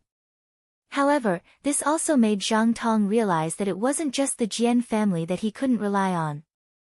Jian Li was also a person that he definitely couldn't befriend. After entering the auditorium, Lin Yuan realized that apart from all kinds of spirit fruits, there were all kinds of roasted spirit beast meat. When paired with the red and yellow sauce, Lin Yuan didn't have much of an appetite. Lin Yuan, who had come to the Divine Wood Federation to train for a period of time, had eaten barbecue many times. Compared to the barbecued meat and spirit fruits, Lin Yuan preferred to eat the exquisite side dishes and snacks made by Lu Jia and Zhong Zhe. Jian Li stood by Lin Yuan's side for the entire night, thinking of ways to strike up a conversation with Lin Yuan and speculating his identity. He wanted to see which hidden aristocratic clan in the deep lush federation he came from. However, the more he tried, the more dizzy Jian Li felt. Sensing that Lu Jia was obviously a little impatient, Jian Lizai walked up to the Zhang family's head, Zhang Xian. He was prepared to discuss the cooperation with Zhang Xian. Upon seeing Jian Li leave Lin Yuan's side, Zhang Tong hurried over. He bowed deeply to Lin Yuan and said, "You're right. Young Master Lin, thank you for forgiving the corrosive serpent flood dragon at the Nanmu Square. This is an apology gift from my father." After saying that, Zhang Tong took out a wooden box and solemnly handed it to Lin Yuan. When Lin Yuan saw the wooden box that Zhang Tong handed over, he revealed a playful expression. Lin Yuan had long seen through the twists and turns on the Nanmu Plaza. If he didn't have the strength, he was afraid that after the rotten snake Jiao dragon ate Luoya and rode, he wouldn't be able to survive. He would also become a meal for the corrosive venomous flood dragon. This apology cocktail prepared for him would become Jian Li's welcoming party. At this time, he might have already been pulled out by the corrosive poisonous flood dragon. Ji Feng, who was standing behind Lin Yuan, stepped forward and opened the wooden box in Zhang Tong's hand. Lin Yuan found a pair of bronze/flawless object storage walnuts lying in this wooden box. It was likely that the Zhang family's patriarch, Zhang Xian, had personally nurtured it. A pair of apologetic items worth around 3 million Brahmin coins was enough to show the sincerity of the Zhang family. However, Lin Yuan was not interested in this pair of bronze/flawless object-holding walnuts. Lin Yuan reached out to grab the pair of walnuts and played with them. The two walnuts collided and let out a crisp sound. Upon seeing Lin Yuan take the pair of walnuts, Zhang Tong's face immediately lit up. However, when Zhang Tong looked up, he saw Lin Yuan throw the pair of bronze/flawless object-holding walnuts back to him. "I'm not interested in your Zhang family's apologetic gift. This banquet is so boring. If there's nothing else, we'll take our leave." Lin Yuan said this because this cocktail party was indeed boring. Secondly, Lin Yuan wanted to use this method to force Zhang Tong to reveal the Zhang family's purpose as soon as possible. If the Zhang family had no purpose, there would be no need to give him an apologetic gift. Since they wanted to give an apologetic gift to build a relationship, the Zhang family must have a motive.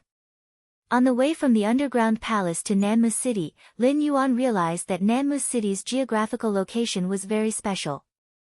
Outside Nanmu City was a boundless ironwood forest, which was considered a kind of cash crop.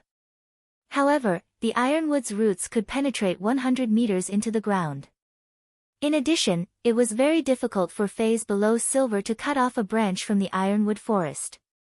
This made it very difficult for Nanmu City to expand.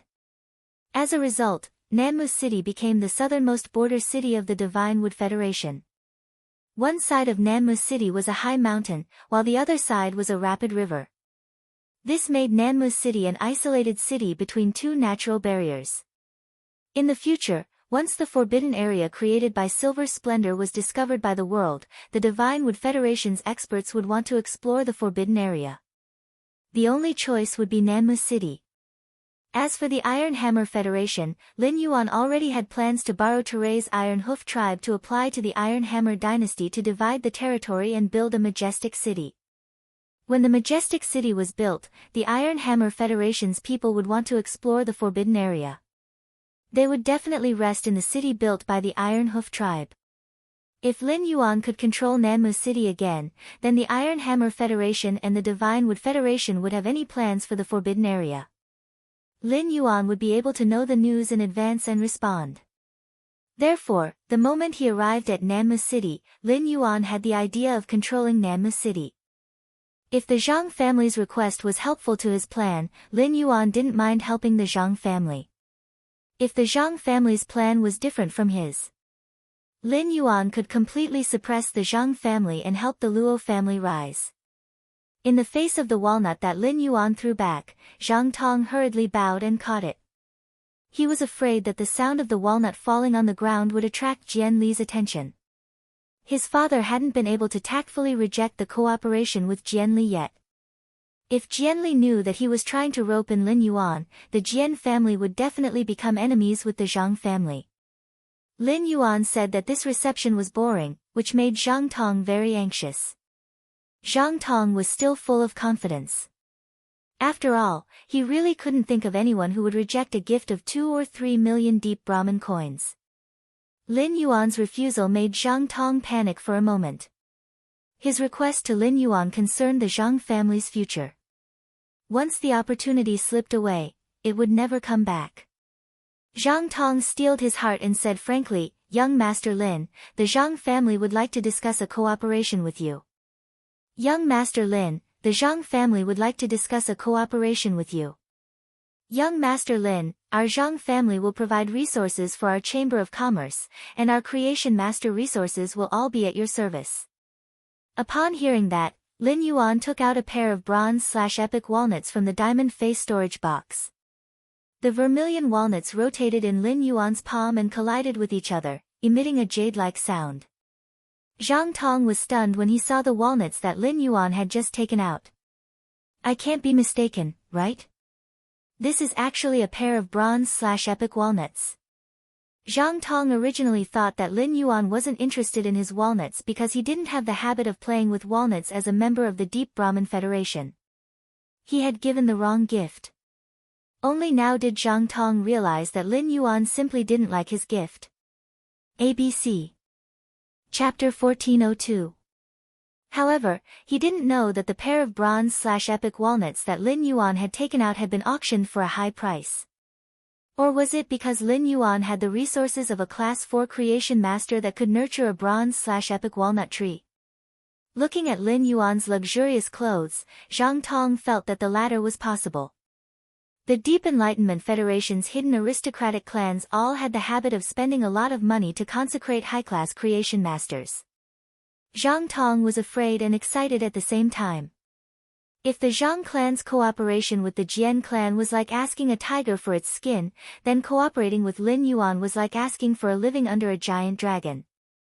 Asking a tiger for its skin, as long as there was an opportunity, one could still escape unscathed.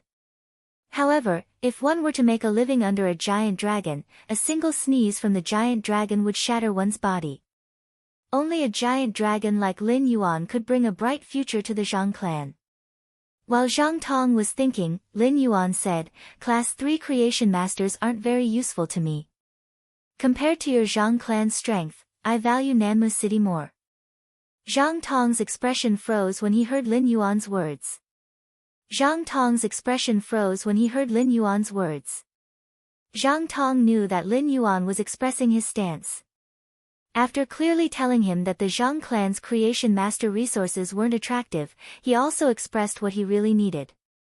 Zhang Tong immediately said, the Zhang clan is the strongest in Nanmu City.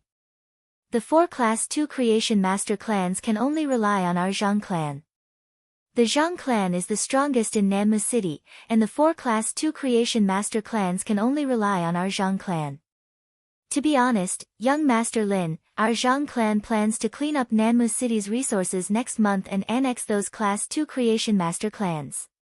The Huang clan and our Zhang clan are in-laws, and they have long been on the same side as us. The Meng clan, Li clan, and Luo clan were originally targets to be cleaned up. The Luo clan's Luoya is on good terms with you, so our Zhang clan will definitely treat the Luo clan well. Zhang Tong wanted to continue but was interrupted by Ji Feng, who was standing beside Lin Yuan. Your Zhang clan's advantage is nothing in our young master's eyes. Since you know our young master is on good terms with the Luo clan, why do you think our young master will cooperate with your Zhang clan and not support the Luo clan? If our young master wishes for it, the Luo family's family head, Luoda, will be able to obtain a pinnacle diamond fei tonight. He will be able to compete with your Zhang family's platinum/fantasy breed corrosive venomous snake flood dragon. Even if the Luo family has another Class 4 creation master, it will be a small matter for our young master. Your Zhang family chose to annex those Class 2 creation master clans for the sake of loyalty and didn't work together with them. As the young master of the Zhang family, I think you should be very clear about what our young master wants. Zhang Tong was so shocked by Ji Feng's words that he was momentarily speechless. Zhang Tong believed that Road would obtain a pinnacle diamond fei tonight. It was truly shocking that Lin Yuan could allow a Class 4 creation master to oversee the Luo family. Class 4 creation masters were all influential figures at the top of the clouds. When did Class 4 creation masters become so cheap? Zhang Tong glanced at his father, who was currently conversing with Jianli, and gritted his teeth as he made up his mind. He spoke to Lin Yuan with a sincere tone. Young Master Lin, before the banquet, father told me that I can make decisions on behalf of the Zhang family. My Zhang family is willing to submit to you. Just as Zhang Tong finished speaking, Luoya, who had been secretly watching Lin Yuan, walked over with a wine glass and said softly to Lin Yuan, if you trust me, I can help you look after the Zhang family. Lin Yuan, if you trust me, I can help you look after the Zhang family. Lin Yuan had heard Luoya introduce the factions in Nanmu City. However, only the Zhang family, Huang family, and Luo family were participating in tonight's banquet. It turned out that the Zhang family was planning to make a move on the other 2 families and had already excluded them from Nanmu City's influence. Lin Yuan trusted Luoya, so he asked her to represent the Luo family to look after the Zhang family. With the 2 families supervising and restraining each other, Lin Yuan could easily control Nanmu City. Lin Yuan tossed the pair of bronze/epic walnuts to Luoya and Zhang Tong respectively. Luoya and Zhang Tong were overjoyed when they received the walnuts. However, the 2 of them were overjoyed for different reasons. They weren't overjoyed because of the value of the bronze/epic walnuts. Zhang Tong was happy that Lin Yuan had accepted the Zhang family. The Zhang family would soar in the future. On the other hand, Luoya was happy that she had finally touched something that Lin Yuan's palm had touched. No matter what happened in the future, Luoya would treasure this walnut for the rest of her life. Lin Yuan said softly as he looked at Zhang Tong and Luoya. After the 2 of you clean up Nanmu City, I will make a pair of walnuts for the 2 of you. In the future, I will think of a way to have the Chamber of Commerce establish a branch in Nanmu City. For now, all you need to do is develop as before. After saying that, he turned around and left the banquet with Lu Jia and Maple. Looking at the night sky, Lin Yuan revealed a smile. From now on, Nanmu City would be under his control. Ji Feng, who had just returned to the treehouse, had a glint in his eyes. He said to Lin Yuan, don't worry. Young master, I've found the person you asked me to find, Ling Lian. According to your instructions, after Ling Lian found her, she has been secretly observing her and has not made any contact with her. Right now, she's eating the rotten fruit that she found in the trash can. There are many abrasions on her body, and one of her legs seems to be broken. In just an hour, the injury to her soul has acted up twice. Speaking up to this point, Ji Feng thought of himself. It could be said that this person was in the same situation as him. However, his situation in the Divine Wood Federation was much better than that of the woman who was struggling to survive in the Divine Wood Federation. Lin Yuan had expected Su Yiren to be in such a miserable state. The lives of ordinary people in the Shinmu Federation were already so difficult, let alone a scavenger like Su Yiren. After sleeping tonight, he planned to head to Oak City the next morning. Since Ji Feng's water lily had already found Su Yiren, there was no need for him to call her. Tomorrow, Lin Yuan would meet with the current Dark Envoy and experience the elegance of the current Dark Envoy. In the treehouse, Lin Yuan felt very comfortable at first. But late at night, because the plants would breathe out water vapor, the treehouse slowly became damp. Lin Yuan had no choice but to release Bailan and let her control the water vapor. Only then did the inside of the treehouse become dry again. After sleeping in the treehouse once, Lin Yuan expressed that he did not want to sleep there a second time. The next morning, after eating breakfast prepared by Lu Jie, Lin Yuan, Lu Jie, and Ji Feng were ready to embark on the journey to Oak City. However, Lin Yuan did not summon Blackie this time. Instead, he let Lu Jie and Ji Feng enter the treasure cave Golden Cicada's skin and stomach pouch. The hurricane owlet moths that Lu Jie had let the insect queen produce had already carefully arranged the ethereal jellyfish's tentacles on the road from Nanmu City to Oak City. These tentacles would automatically form tentacle nodes, and Lin Yuan only needed to use the node teleportation ability. He would be able to go back and forth between Nanmu City and Oak City in a short time. ABC